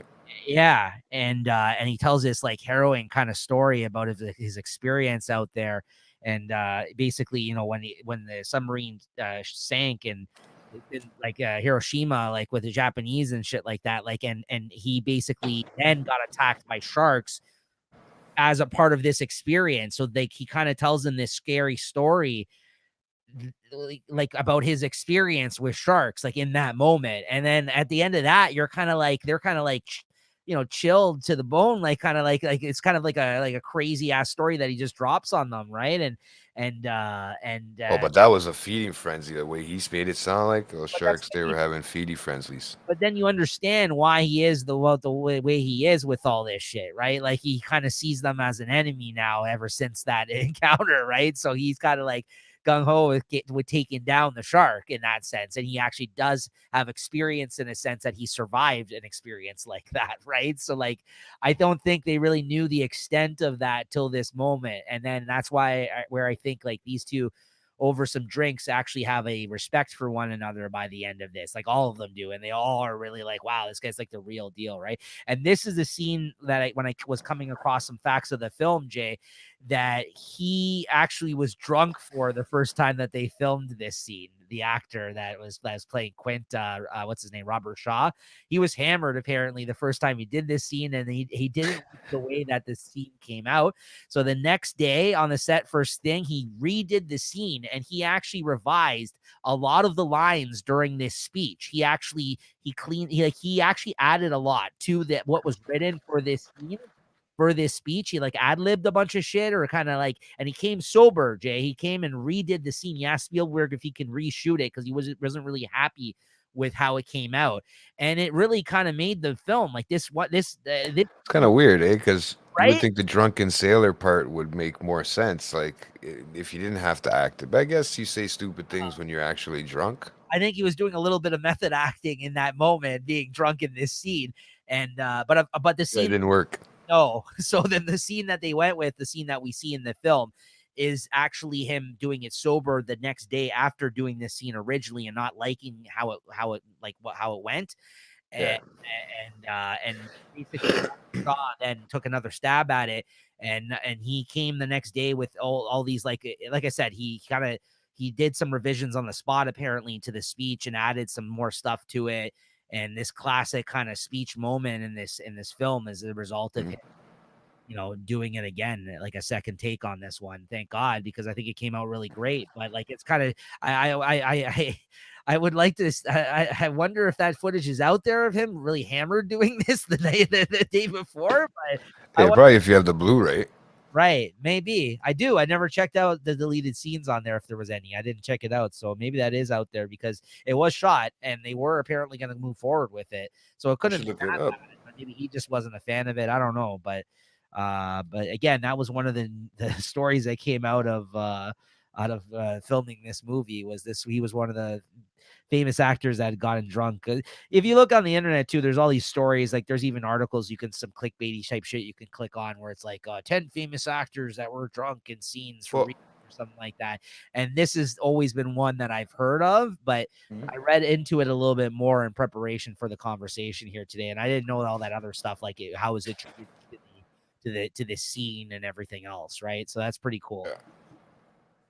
Yeah.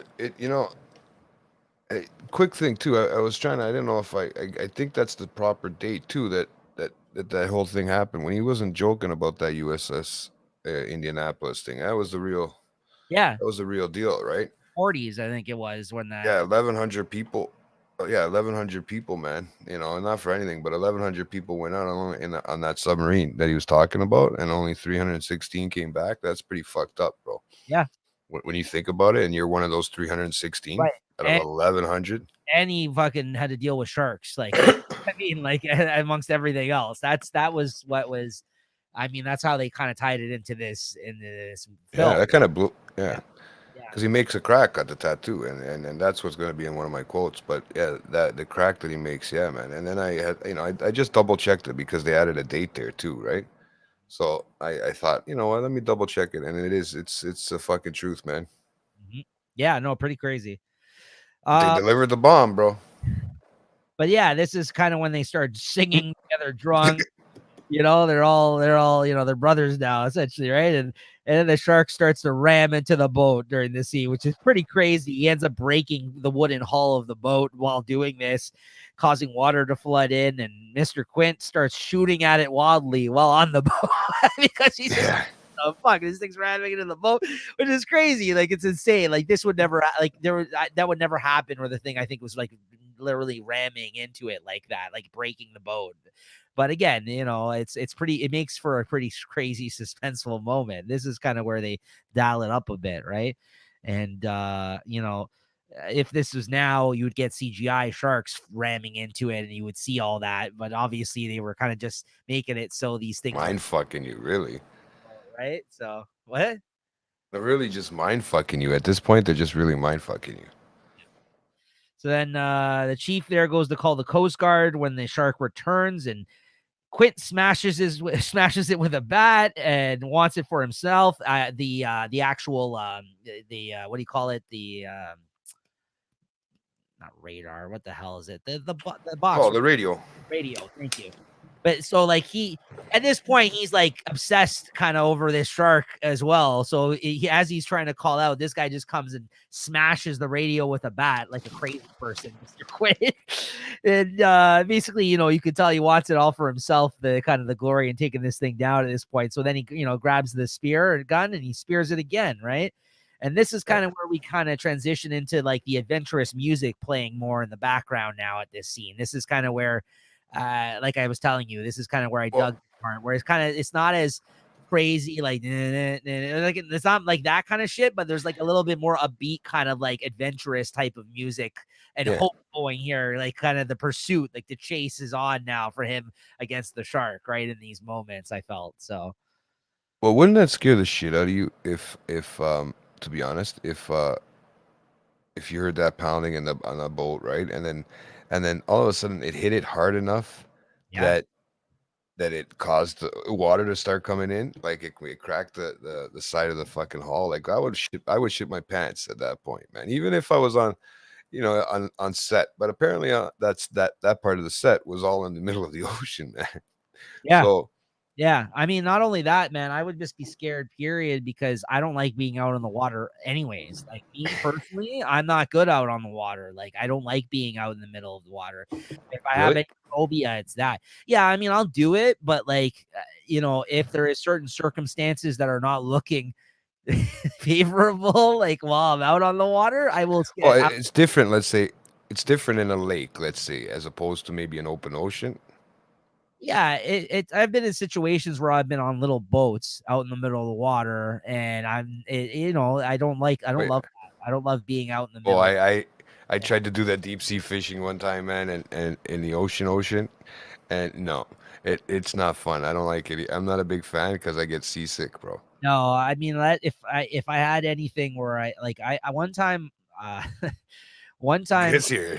one time we were out on a boat and we're out in the middle of like this crazy like stretch of lake to get to this remote cottage. I was with Yeah. friends.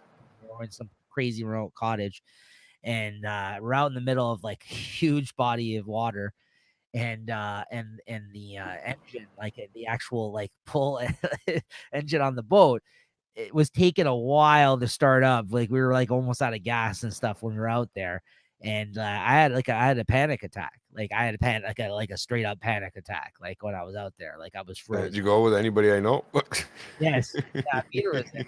Yeah, you can ask him. Like I think that's the only time I just like I just like I got freaked. Like I froze up. Like and then like I was like literally like having like a panic attack. Like it was like I've Wow. never experienced that before. Like you know what I mean? Like so like it was yeah, that was pretty scary. That happened once to me. And yeah, I had never just that's what I meant. Like I don't want to be in situations like that.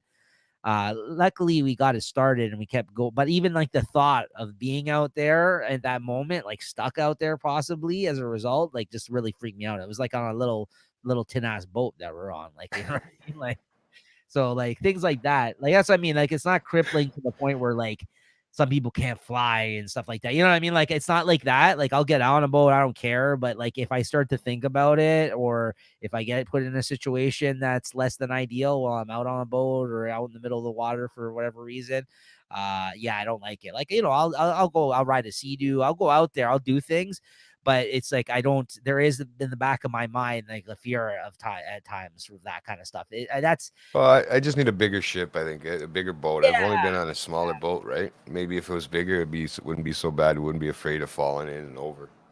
It's more about the uh, not the abandonment. Like they The basically just torpedoes.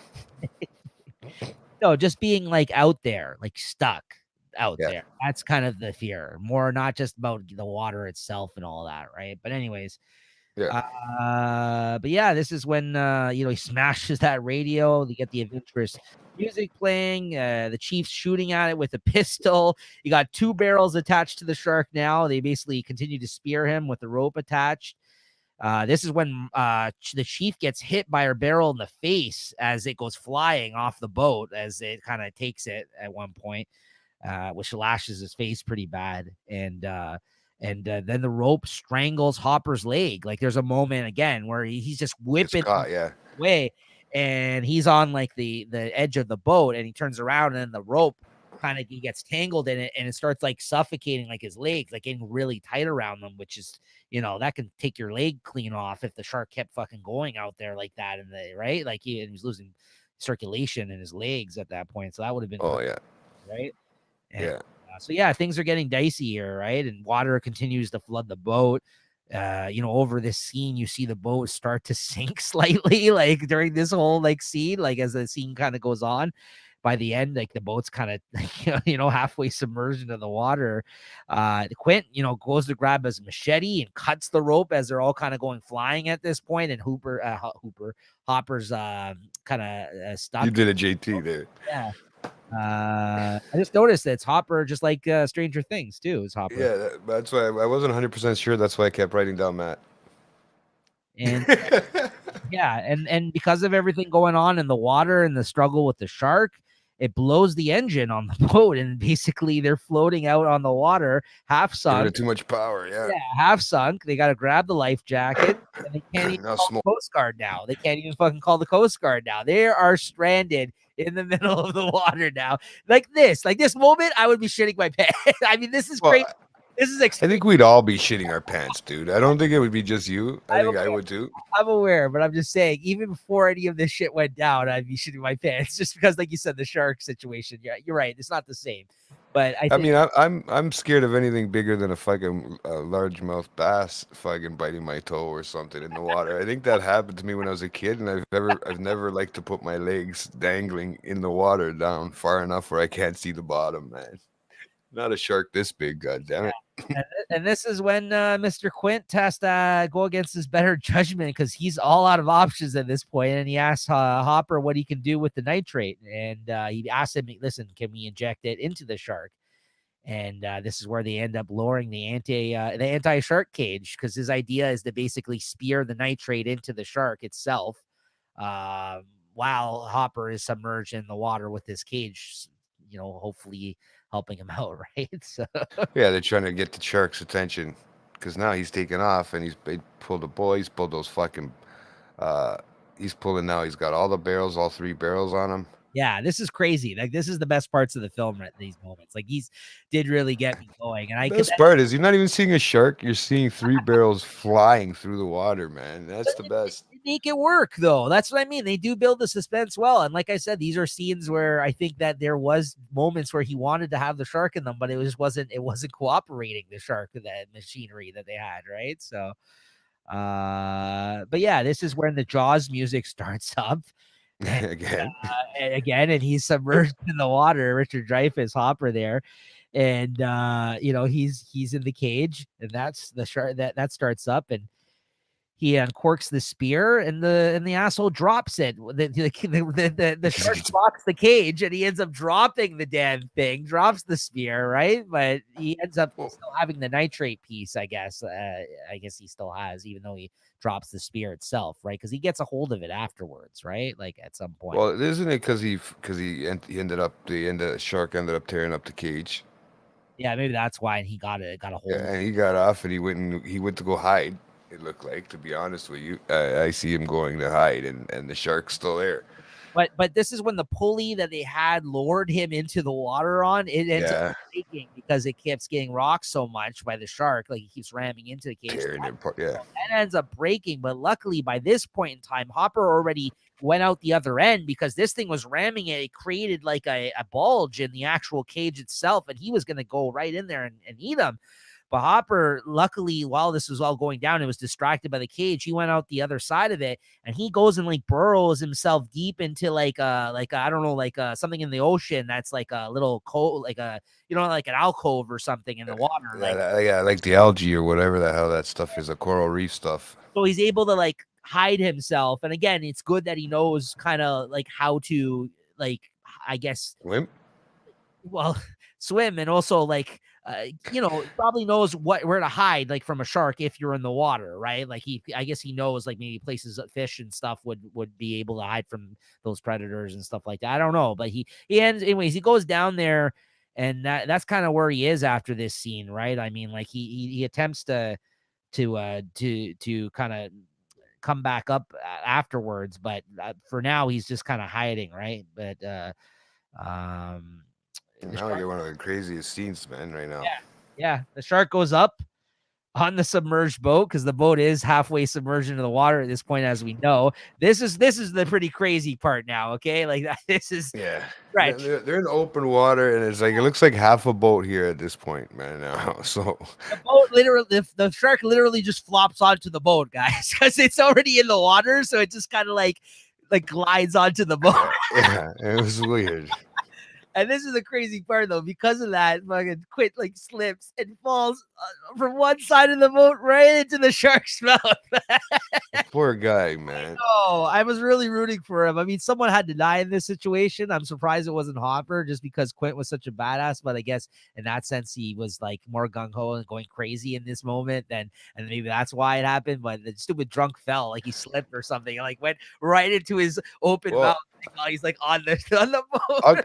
I'll give him this much. I mean, the boat at that point when the shark landed on it looked like it was on a 45 anyway. So no, it was submerged. Regardless, it would be hard to stay up there for sure. Yeah, regardless, I think if you're drunk, but it didn't help. It didn't help, no.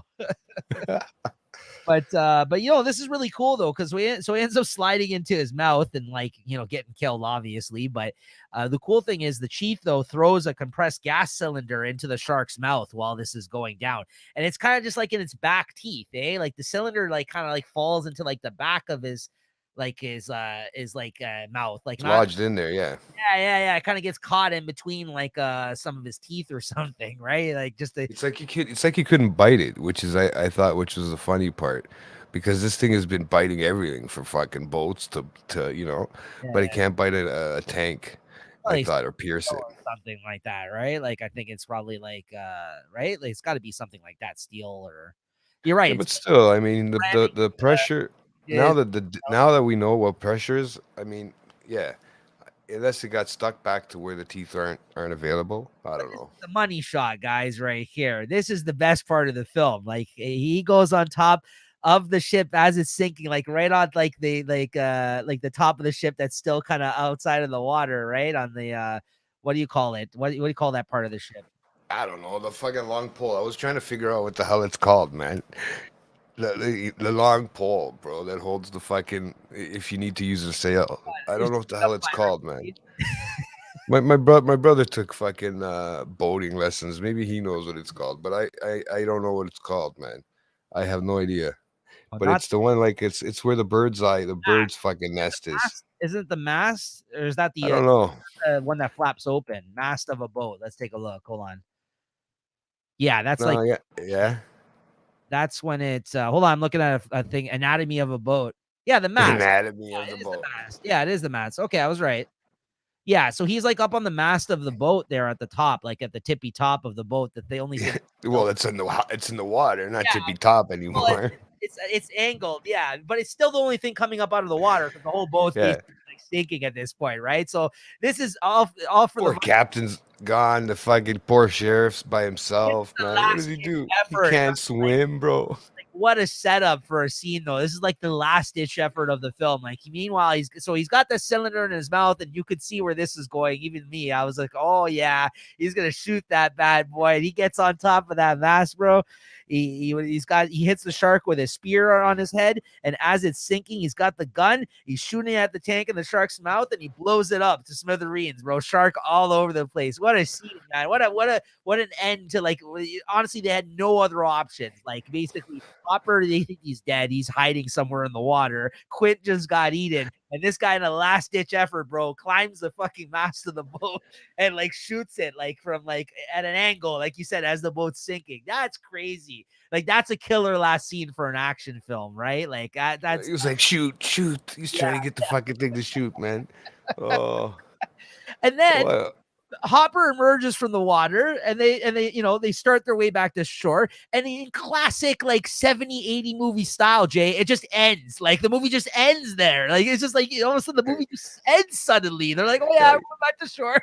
And then it's one of those credits where like you see them walking on the beach in the background. You know what I mean? There's so many movies like that from this era where you can see them like going off into the distance. Like, you see them, they actually make it to shore. You see people, but you don't see close up, but in the distance, you could see them like finally making it to shore, and it just like, there's no like wrap up, there's no like following up on what happened on mainland. There's none of that. Like, where today's movies, everyone's like, oh, you got to tell the story. Like, nothing ends suddenly like they did in back in the day. All of a sudden, it's like, yeah, all right, shark's dead. We're done. Like, We're done. We don't need to film anymore. Fuck that. Money shot's over. yeah, exactly. When he shot's over, he's like, you know how much that scene cost? Like, Spielberg, when he did that filming in the water, he's probably like, all right, because apparently they took longer than they needed to for this film. Like, I guess on their schedule, that was another thing I came across.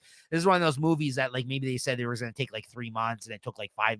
I don't know how long it took. Like, I'm sure I can look it up, but it was way longer than what it was supposed to because of all the challenges that they encountered while filming it, right? So, but yeah, it's just so funny to me, like the way it just ended suddenly. It was like the shark blew up the smithereens, awesome scene, and then it was just kind of like, all right, Hopper's alive, all right, let's go back to shore, and then just ends. Yeah, exactly. Just so stupid, man. It was like, okay, and then they it's like they lived happily ever after, swimming into the distance, like on the friggin' with the barrels. I can't tell you how many movies I've seen like that from like the 70s and 80s that just end suddenly like that. And not only that, where they end off with somebody walking off into the distance on a beach. I think there's an Arnold Schwarzenegger movie like that. Isn't that Commando or something? Where at the end, just walks off with his family, like after like killing like thousands of people on the beach. Or like with like, shirt on or something like that. There's so many like I swear to God, I think that's the ending of Commando. I'm pretty certain like it ends off on a beach. But yeah, no, I mean, it was great. This second half of the film, man, especially when they get out onto the boat and they start like, with all the Quint stuff, the stuff with the shark, even that all the way up to this last money shot, man. Like, did you enjoy it? I thought it was great, this part of the film. Like, it was a lot of fun. You know, I noticed too, but it really was the music behind it too, which probably, I don't, like I said, I mean, it probably gets its recognition, but the music behind it made everything, like the just the sounds that they used, the orchestra or whatever they were using in the background. Yeah. Not just for Jaws, but for most of this, not just for when the shark showed up, but for when most of the suspenseful parts, just the way that they did that, you know, and the way he cut it, and the final cut to make it seem like it was more than it was, in the sense that the anticipation and everything like that, and the fear of it, and then I guess to leave it at that. That's why it ended so suddenly, just to leave it at the fear of that. Oh, you might have to go shoot a shark one day, suckers. Basically. Well, John Williams, who did the music in this, that did the Jaws theme, who did so many popular scores for films. Like, he did the he did a lot of Spielberg stuff. Like, he did the Indiana Jones and Jurassic Park and E.T. and Star Wars. Like, he's the guy who did the music for this, right? He did the Superman theme song, John Williams. Like, he's that great composer guy that makes all these great scores and stuff for the films, for the music and stuff like that. He won an award for this film. Like you said, like that literally your point there about how good it was, like how much it added to the film from the iconic kind of Jaws theme and to like to build the suspense, because a lot of the time we weren't actually seeing the shark and we had to like, you know what I mean, have these scenarios where it kind of really built up through the music and everything else. He won an award for this film. So there you go. See that, but that's what you need. I mean, you need to literally, if you can watch the movie, sorry, if you can just listen to the movie, like say right through, you'll know exactly when it's the crazy parts. If you don't hear the actors talking, you know what I mean? Just because of the music, especially in that second half. Well, even in the first half too, man. Regardless, the whole thing, I think, all the way around. I think it was still strong in the first half, to your point, because like the first half I felt was the weaker part of the film, but the moments that were good, like I think that they added a lot to it with that, with the like you said, yeah, if to build the suspense anyways, or build to the idea of the shark, right? Because I think without all that, that's what I mean. I'm sitting here saying like that's the weaker part of the film, but without the kind of like the more of those laid back scenes at the start and them trying to like figure out how to go about this thing, you wouldn't get that second half the way it is. You know what I mean? Like if it was them just out and about and then they had problems with sharks, it wouldn't have built up that suspense and like and story about this shark and how big it was, that which they found out else, right? Like the fact that people were just being dragged under and you were getting the blood and you weren't getting barely anything else, maybe like a little bit of the shark fin or something like that. Like that's what made the end so crazy in that scene where Richard Dreyfuss is feeding it and the thing bobs up and you see how massive the thing is, right? So I remember you saying when you were watching it, you had messaged me, you're like, yeah, I don't know, like the shark's looking cheesy, but I'm like, what do you expect though, right? Like again, 1975, like this is ahead of its You time. know what? Yeah, I mean, It does. If you really do think about it, it does look a little bit more realistic than you think, in a sense. I mean, we don't know what it. Yeah, especially when it comes out of a water, like we don't know how fast it moves side to side. Like at the end of the day, we don't. But it, as long as like the skin looked like they did a pretty good job, like that part, you can tell it's 1975. You can tell that it's like you said, ahead of its time, right? And that's me being, just trying to, I guess, be cheesy and pick a cheesy aspect of it in a sense, I mean, right? and then throw in the other element of the fact that this was the first film done in the ocean, like, you know, Well, yeah, I didn't realize that exactly. I didn't realize how much of this was done in the open ocean, right? which is, So I think that alone is a big challenge. Like, forget about, making it, wait, but yeah, you're also making a scary movie about killer shark, and there is sharks in the ocean, regardless if it's a great white that big that do attack humans, right. right? So I just think when you start putting natural like you start putting like or even like films where they go and they like they film it in like crazy like outdoor types, you know what I mean, like mountains and stuff like that. Like there's that whole thing that everyone gave credit to out of all the films for him to win, it was that Revenant movie for Leonardo DiCaprio. Remember, like he went, like they were just like living off the land for like I don't know how long when they were filming that movie. You know, the one where they're hunting the bears or the bear kills. You remember that one, that bear movie, or for Leonardo DiCaprio?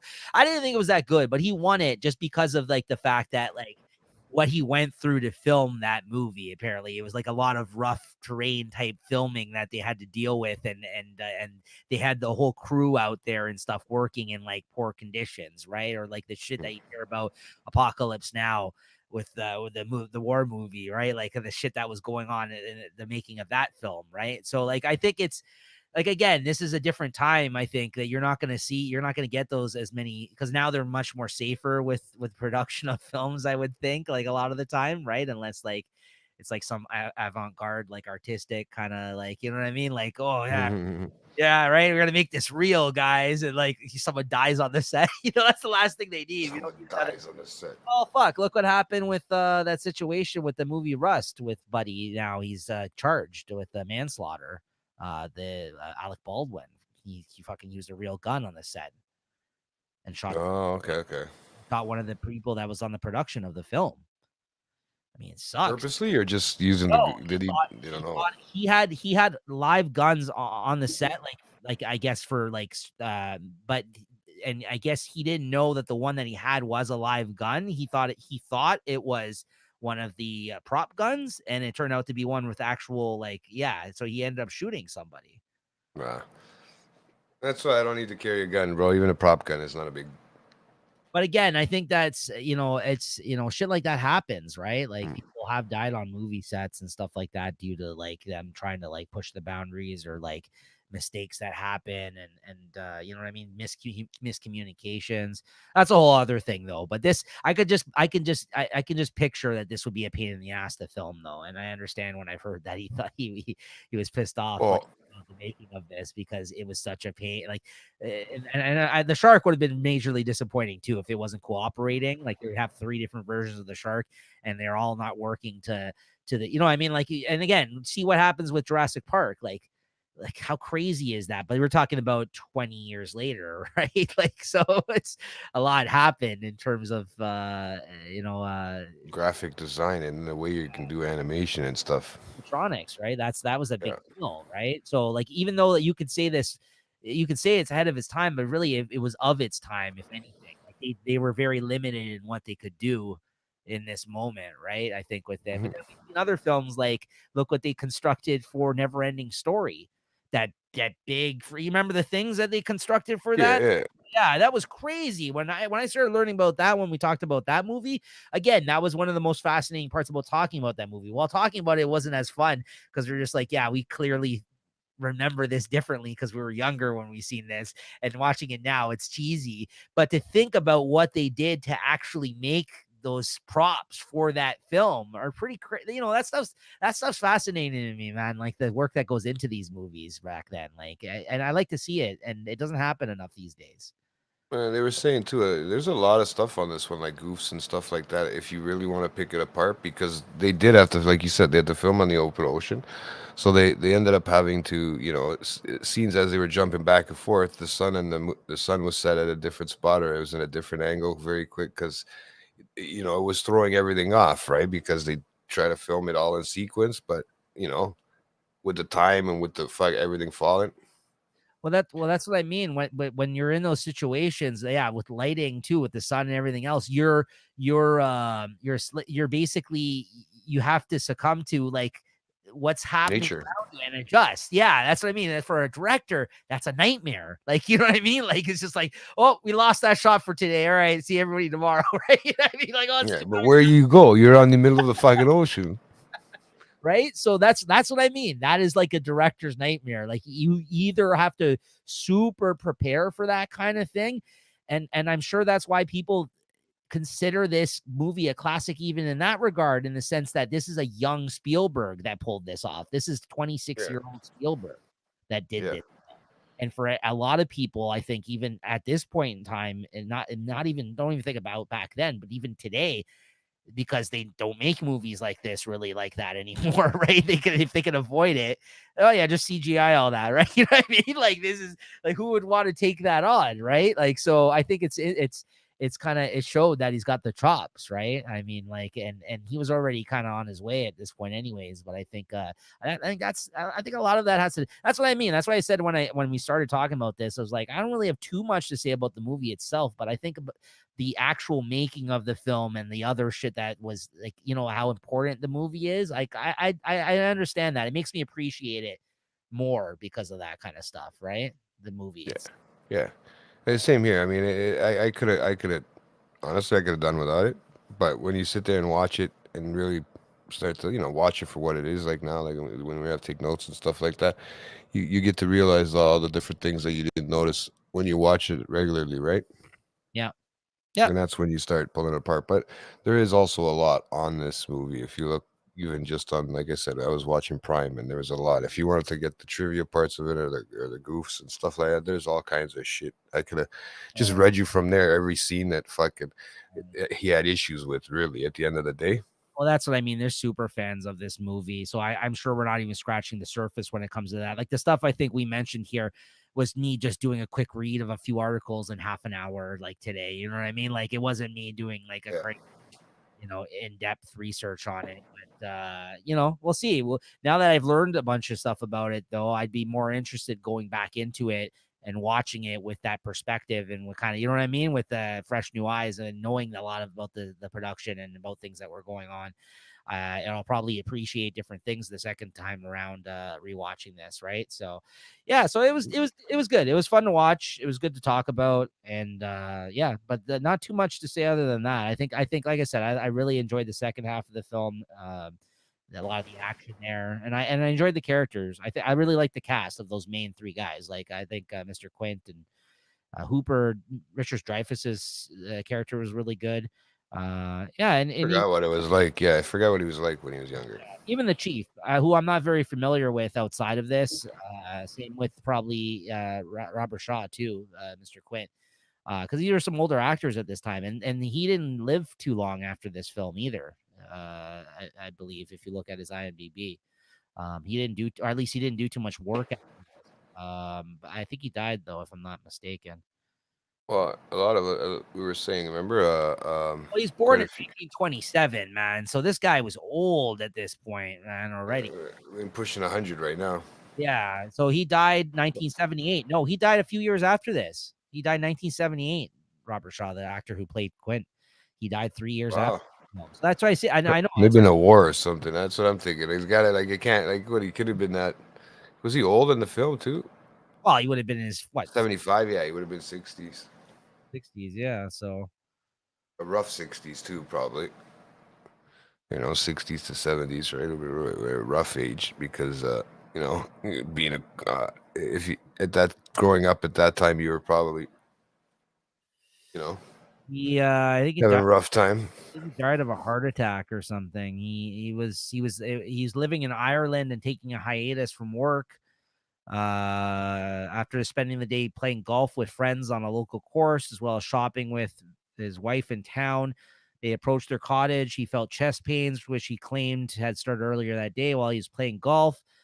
But then the pain subsided, and then an ambulance arrived 15 minutes later, and he was taken to the general hospital where he was pronounced dead on arrival. So yeah, it sounds like he had a major heart attack or something like that. So Crazy. yeah, there you go. That's what happened to him. But Would have been. It would have been kind of weird if it was a shark attack.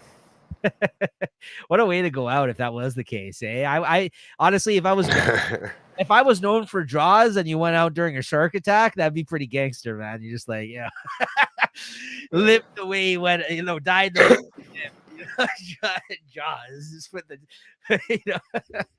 it'll be like Chubbs from Happy Gilmore, when he has to track down that crocodile that took his head. Yeah, I don't think quite, but yeah. It'll be like a Moby Dick situation. Maybe he survives the shark attack, Jay, and then he just spends the rest of his life tracking the shark down. That took a cage. Oh my God. So, let's get into the categories though, guys. Since we did change the format of the show, we spend more time on the conversation itself and less time on the categories, but still enough time to get into them a bit here. So favorite scene, Jay. You want to start? I'll let you go for that. I know you'd have a good one. Yeah, the Indianapolis speech. That's my favorite scene. The Quint part. Quint, I mean, it's a combination of Quint and Hopper really getting to know each other, but I think like that speech scene where he does mention the fact how he survived that ordeal, and like you said, how it's based on a real thing, and how they kind of tied it into the movie, and just like kind of like just how bone chilling like a delivery like that speech was, and like even Richard Dreyfuss's like facial expressions while sitting like in the darkened room in the background, listening to him tell that story and how he survived, just really set the tone and the mood for like everything that followed it, right? I think that was like, and you kind of really got the idea that this guy's like the real deal. He's been through some shit, like, and it kind of alluded to that already with his character prior to that moment. But I think that scene really kind of set the tone and illustrated that fact that like, yeah, this is what happened to me. This is why I'm like this. I'm gonna take down this shark. Like, you know what I mean? Like that was, and then the fact that he ends up getting killed by it is it's pretty crazy. Bittersweet. Yeah, it is bittersweet. So yeah, I got to give it to that for my favorite scene of the film. And there's a couple I could have went with, but I got to go with that one for sure. Yeah, it was a great scene. No, there was that one. I was thinking that, but also I also like the opening one, just how it all started off and panned out into finding out that there is a shark. Yeah. You know what I mean? And they had the party, and they ended up going out. I like the initial opening, right? But I do also like, that's like I said, that's the beginning of the whole. That's the beginning of the end for at, at the part you were mentioning for the poor captain and stuff like that. And it was a great scene, just seeing them all like that. Like I'd want to say that, but other than that, the other one would have been the first scene, the opening scene would have been my favorite probably. Of the film. Yeah. Yeah, just because we didn't exactly know what happened. I mean, there was a lot of good quotes thrown around in there, and just interesting as she was running as they were going into the water. But then you don't really see much, and then everything is kind of open for a while, open to suspense. Like and it keeps it wide open until you get to the part around roughly where you are. Yeah. But there's also that scene with Charlie, man, and Quint when they're on the dock, man, when they fucking throw the roast into the fucking into the water when they first want to try to lure the shark or see what the fuck's going on. They're throwing the guy's roast into the thing, and they hook him, and he rips off the whole dock. Yes. Yeah, and they almost die there too at that one point, right? So I mean, there's a few scenes that are very touch and go. Yeah. Now I wonder if that would have been a scene that would have been more of a deleted scene because it could have used another shark or whatever or something like. Now that you said that there was a bunch of deleted scenes, you kind of now that that you said that, I'm kind of thinking of what parts would have been deleted. Like where could you see where they might have Yeah, took out a shark in the water, which could have been that part, yeah. right? Because we could have seen him maybe, let's say, eat Charlie, right, or whatever, but Yeah. which was Quint's buddy, right? Yeah, I'd be interested to see what was left on the cutting room floor or what made the deleted. Right? Because then they talk about it the next day and they say, "Oh yeah, they just have to go home and explain why all the roast was missing from the fucking." Right.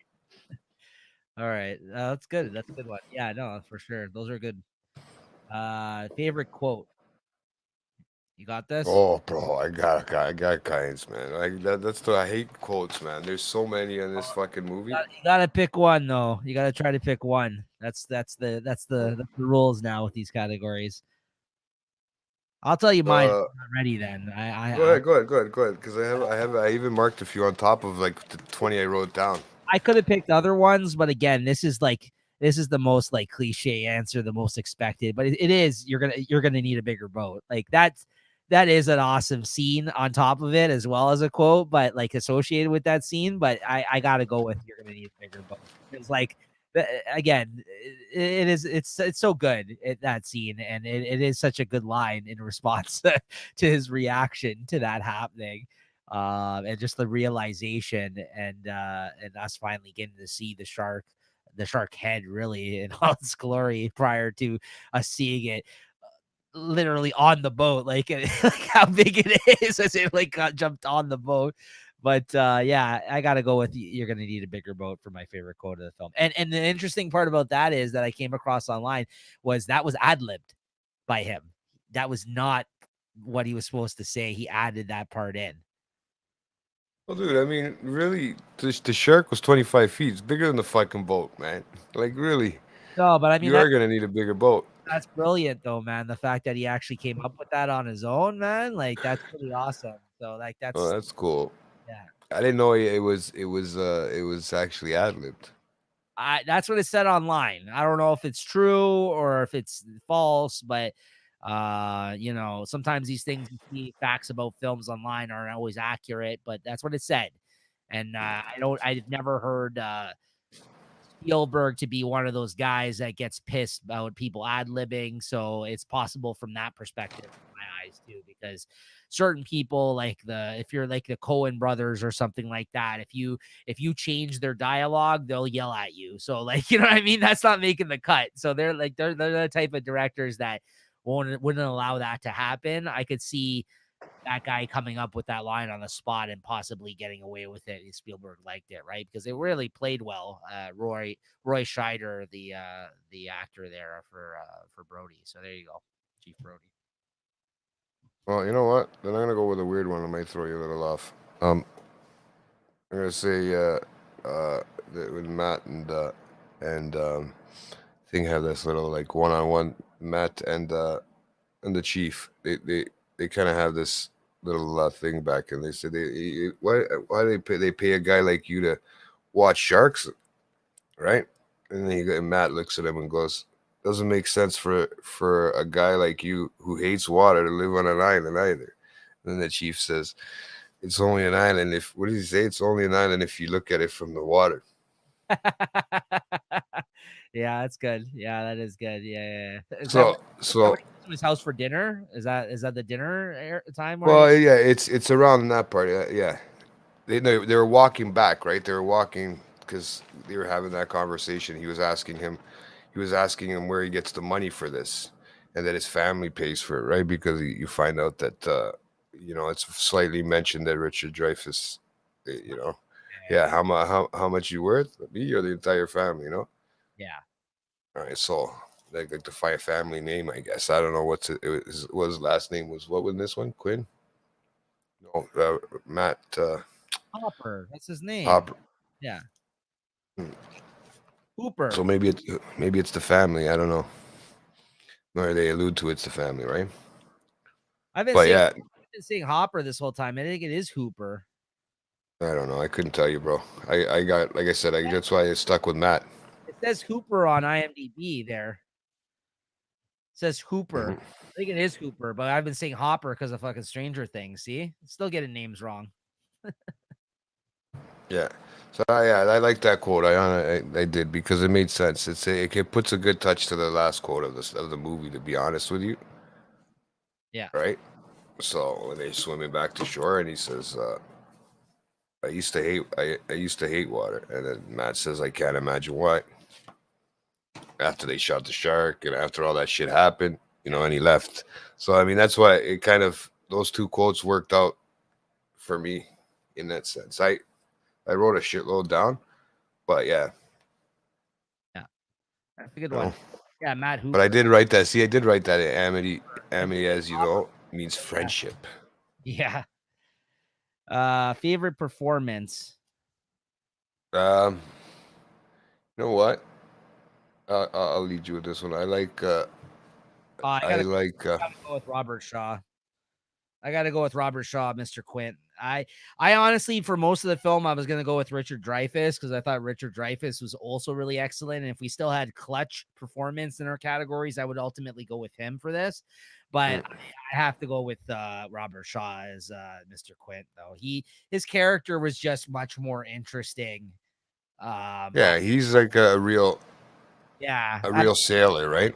Yeah, that's what I mean. He was the more like fun of the two characters, but I did like them playing off of each other. I do think Richard Dreyfuss, did a good job in this. I think if it wasn't Robert Shaw, I would give it to him. But yeah, for sure. Yeah, you know what? I'll piggyback that one and I'll give it to Richard Dreyfuss because together they worked well. I mean, all three of them work well, right? Together. I think the other guy, But I think the other, yeah, because he was more like I'll swab the deck kind of guy, right? The chief. he's kind of more the straight man in this situation too, the Roy Scheider guy, right? So, chief. So, Yeah, yeah, okay, I'm good with that. yeah. Favorite cameo. This is a hard one. The shark, maybe. I don't know, bro. Yeah, you can count that. I cheated and I didn't. I kind of had to go above and beyond for this one too. Here, Steven Spielberg is in the crowd in this film. Oh, I didn't even know that. I didn't see so, it. so I didn't know this either. But Steven Spielberg is one of those directors that likes to insert himself into his films. But he's one of those directors that makes it not very obvious at all. Like he's in a lot of like crowd shots a lot of the time in his films. Like if you go on YouTube, there's like a 5-minute video of like all the times he's been in his own movies. And there's so many that I came across in trying to look into cameos for this film. And there's so many films of his I've watched that I never realized he was in them in the background because he doesn't make it. He's not like Quentin Tarantino where he shows up as fucking Quentin Tarantino or something like that. You know what I mean? Where he writes a part for himself. He actually is just like an extra a lot of the time in his movies, right? Like Kevin Smith, like where he's a fucking character in his movies. It's not like that. So he is in this film and he's an Amity Point Life Station worker that's part of the crew in one of the scenes. So so there you go. I had to write that down because I came across that. So for sure, favorite cameo has got to be Steven Spielberg in the crowd in this movie, because there's nothing else I had other than that. But I like the shark. I like that as an answer too. Hey, no, that's the way I went. I was gonna say like the little kid is his son, Brody's son, but I was like, you know what? Maybe not. Maybe I just I used the shark because there's a lot of people that are just known for this movie or like you know, I don't know if this has got a whole thing that goes touring still or whatever, this fucking shark thing, because there's a lot of these guys here that it keeps, or that there was another movie or the history made of this fucking movie or something like that. A lot of them are in that too, or maybe they might be a character in Jaws too or something. But most people in this movie, I noticed, they were just, you know, known for this movie. Yeah. Yeah, right. So which is weird, you know, because you would think, you know, some of them, I guess, is not really great at. It's not all everybody has to really act in this movie, as opposed to the three main characters. Yeah. So, I mean, I give it, you know, the girl screaming too. Fuck, any of the girls that got killed, they were just, you know, cameos if you really want, but Sure. you know, they're more annoying than anything. Overacting award. I gave this to the shark. No, yeah. Yeah, I gave the overacting award to the shark. There was a couple of scenes where, you know, I don't think that he was kind of seemed like he was going a little. Just having a day off. Yeah, I don't know. I didn't genuinely have somebody for this. Do you have somebody for this? Well, you know what? If you really want to look at overacting, but as a good thing, I mean, you could say Quint, right? Because he just was a little bit, you know, Sure. like a sailor, like really out there, and they, you know, even Richard Dreyfuss, you can give him one of those too, if you really want to look at it like that. But that's what made their performances, right? Right. So, but I didn't really have one for this. It's hard because, like you said, half of it's filmed out in the water, right? And there's only 3 characters Right. and a shark. Right. For the most part, it's kids playing on a beach, a couple characters. I mean, the mayor was kind of annoying too, so maybe I can give him overacting. Right. You know, because he had to put on a show in a sense, but yeah. You know, I don't know. I don't have one. I like to, you know, say like but even the screaming scenes and all that stuff are really good too, right? How about worst performance? Anybody you had there? Worst performance? Oh, fuck, man. I didn't put anybody. I didn't put anybody for this either. Well, depending on what Jaws didn't make it through the movie, which one of the 3, we'll give him the worst performer, or her the worst performer, whichever one it was, right? Go with that, yeah. Yeah, whichever one didn't make the final cut. Yeah. Or like, you know, the one that was in the picture, but no, there was no. I don't think. I mean, everybody just played a character, bro, and it was just like a regular weekend adventure. To be honest with you, I don't think it's kind of hard to have a shitty performance with a very minimal amount of characters. I mean, even the lady that slapped the chief and did her little speech, that was great too as well, right? Yeah, no, I don't think, like you said, there wasn't really much there for me to pick it apart and actually pick a bad performance in this. I enjoyed everything for what they did in this. So what? Sorry. No, there was a part in the movie I remember when the guy goes, "What?" I don't know. The guy's worst. Huh? So that's the guy that got the worst.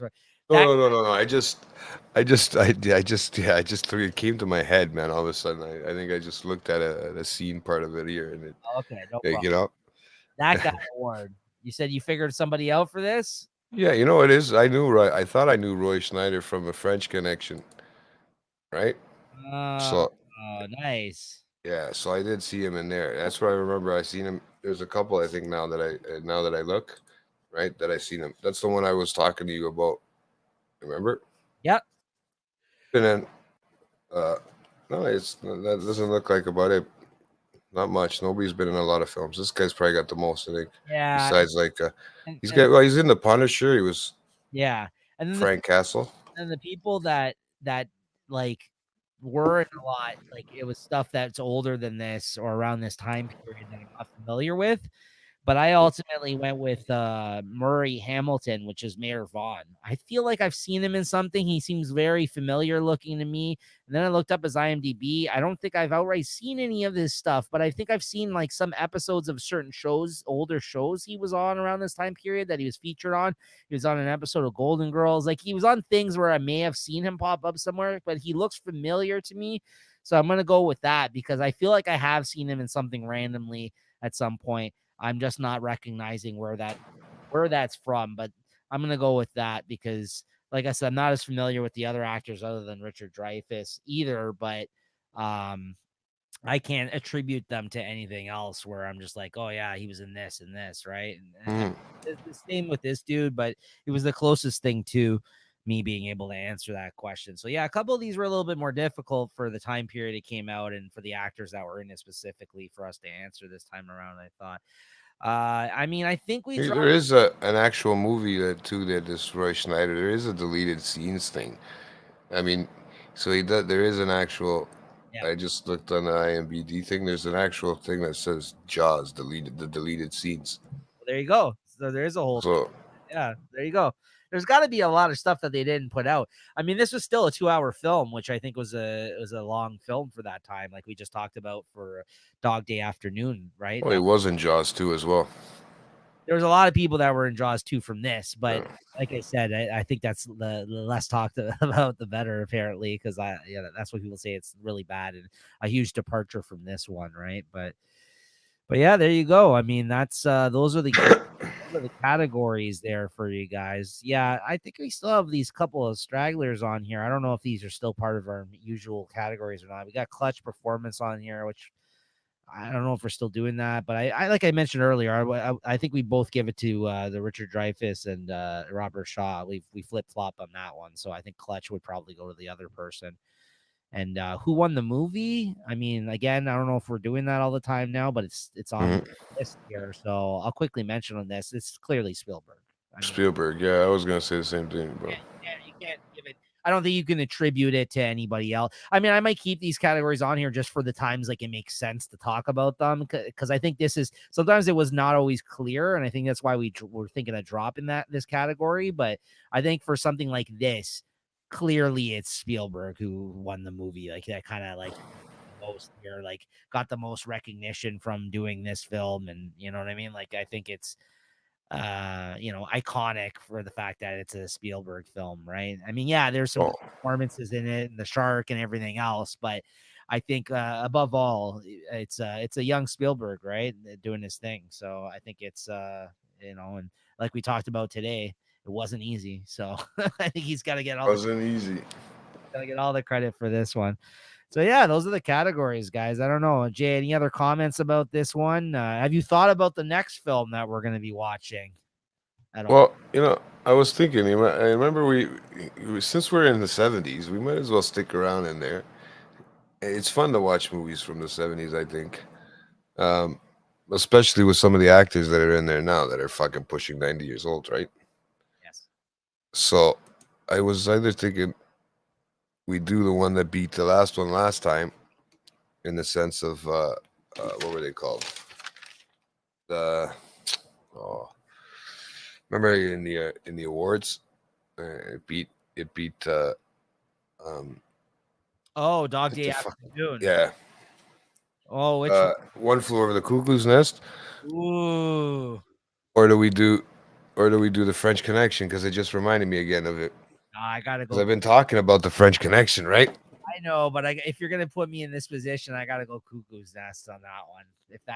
If you're asking me, I couldn't remember if we did it, to be honest, because I've watched it so many fucking times. no, I would have to. It's been a while since I've seen it, so I would like to revisit that. And that's another one of those ones I think I've only seen once or twice, so I would like to see that again. Although I've never seen French Connection, I've heard good things about that too. So I mean, it's up to you. But if I would rather watch Cuckoo's Nest, I think out of those two, because I don't think. Oh no, we have talked about it. We have talked about Nicholson. We talked about him in The Shining. At least we've done that. Yeah. There's also another movie of Nicholson's that's supposed to be really good that I've never watched, which is Chinatown. Yeah, Right? Chinatown's another good one, but I think you still have to watch. I Got to think do we still Cuckoo's have to Nest. watch the Yeah. first one. Yeah, Okay. that was a early fucking Jack Nicholson, and especially that, or it's either that or what do you call it? The one with Jane Fonda. Fuck, Easy Rider. That was a fucking a 20-year-old Jack Nicholson. If you really want to watch, Right. but I mean, there's a difference. That was in color. I mean, there's certain right. They're older movies, right? Yeah, well, like you said, Cuckoo's Nest was what beat out Dog Day Afternoon at the awards that year, and we talked about it last time. And yeah, we definitely have been sticking around the same era as of lately, right? I mean, And knock on wood, who knows how long Jack Nicholson's gonna be around either. Still, man, he's disappeared like completely. he's pulling the Howard Hughes, like he's Well, no, he's actually gone to the games. I think basketball games. Still, he's trying to no. not late. Apparently, the last couple of years, like I think since probably COVID, he has not. Apparently, I think the family, some people, I think, go over to his house now, but he doesn't leave the house, from what I understand. Probably doesn't need that. He doesn't need to leave the house at the size of his fucking house. Probably now. You know, it was really shitty though. I remember prior to him disappearing in the public eye as of recently, they would always fucking put these shots out of him, like out on like I don't know, like his boat, and like oh look at fat old Jack Nicholson, and he got like fat, and he was fucking always eating like a hoagie or something like that, or like, and they do it at the games, and that's what I mean. Like he probably got sick of that shit. He's like, look at these guys, like let me live the rest of my life in peace. Like he never married like towards the end of his life. Like, you know what I mean? Like the guy's just doing his thing. Like, you know what I mean? Like leave him alone. Like, but then that's what was going on. Like I remember that. Like that was constantly happening to him where it was just like, look at that, look at what happened to Jack Nicholson. And he looked fucking fat. He was like eating. You know what I mean? The guy's stoned all the time. Like, leave the dude alone. Like, leave him alone. It's like that girl I cried about them making fun of Britney Spears that time. Stop making fun of Britney. But it was just like, you know what I mean? Like, is this what we're doing now? We're making fun of fucking legends like Jack Nicholson. Like, and you know what I mean? Like, I was like, who cares if fucking Jack Nicholson's fat? Like, Well, I mean, like, did you see? Like, literally, it's sad because they had to literally Bruce Willis' family had to come out and say they leave his fucking their father alone because of the shit that he's going through right now. that's what, Literally had to come out and say that, and they still not. but that's what I mean. It's terrible when that shit happens. Like I've talked about it before on late night chat. Like, look at what Mm. happened to buddy that was playing fucking Black Panther. He was fucking dying for 2 years, and they were like, "Oh, he looks thin all of a sudden. What's going on there? Like he looks unhealthy." Like, you know what I mean? Yeah, I'm I'm dying. not trying to laugh for it, Yeah, bro, but yeah, you it's know, it's true. Yeah, I'm fucking fighting a disease. Thanks. And he yeah, wanted to yeah. keep it private. He wanted to keep it private. So like, but then as a result, you end up facing all these comments about your looks, right? Look at Jonah Hill. Jonah Hill has suffered. And I mean, we're talking about men right now. The women of the industry get even worse, right? Like, you know what I mean? Like all of a sudden we're like, oh, she's hot for her age. When they get up to 50, 60 years old, and then sometimes they stop getting parts as a result because they're like, oh, I'm not like, we used to cast you because you're good looking. Now you're older, and they have a harder time maybe trying to, you know what I mean? Like so that's a whole other, that's Hollywood, bro. But I just thought that was so weird when they started doing that with Jack Nicholson. I'm like, the guy's eating like a hot dog, like out on his fucking like boat or something, and you fucking guys took But he tries so hard to be like undercover, eh? Like in a right. sense, but people just spot him, man. You can't miss him, bro. Of course, no, but he looked rough. He did. He's older and he's getting fatter. And what do you want? Like, He you know doesn't what? look like he can't look young like William Shatner still, Hold on, right? I'll show you. We'll leave the show with this. I'll show you this picture. Oh, don't kill me, poor old guy. And here I am putting it out on the show now. See, look, I'm just as bad. See. Oh, show just Jaws behind you. Right? Like, where did they get this shot? Eating a sandwich, Jack Look at Nicholson. those titties. He's got grandpa titties. What are you gonna do, man? What are you supposed to do, bro? Hears. Like, Yeah, I'm gonna have those one day eating a sandwich, a big fat sandwich. on his fucking yacht. Fuck you guys. but that kind of stuff was happening, and then all of a sudden you don't hear from the guy though. I think it's has something to do with that. I don't know. Maybe he's super vain now. He's older. He's gone to a hermit now. Well, I think he used to be like a wild maniac, like sex symbol type guy, like in Hollywood, like somebody who was like a big man about town. You know what I mean? Like kind of like you know what I mean? Like he kind of like a lot of like he was a big face and party goer in Hollywood type events. So I think once he started getting older, I'm sure he was kind of like, well, these days are over for me now. And now he's like isolated himself. Right. So, anyways, that's why Makes we sense. should celebrate him. That's why we should celebrate the man and his great performance. We're going to talk about One Flew Over the Cuckoo's Nest for our April film. This was our March one, guys. So April, and maybe expect that in a couple of weeks. We're trying to line it up so we get some time off in between doing each one of these episodes because Jay's a busy guy, man. He's got all kinds of shows coming out all days, all the time. This guy's on call. Motherfucker. All He'll be right, joining Julie soon, man. yeah. All right, guys. That's this episode. That's gonna do it for this episode, guys. We'll see you guys next month. Thanks for I've seen a lot of people. Thank you. Thank you. Later. Later, guys.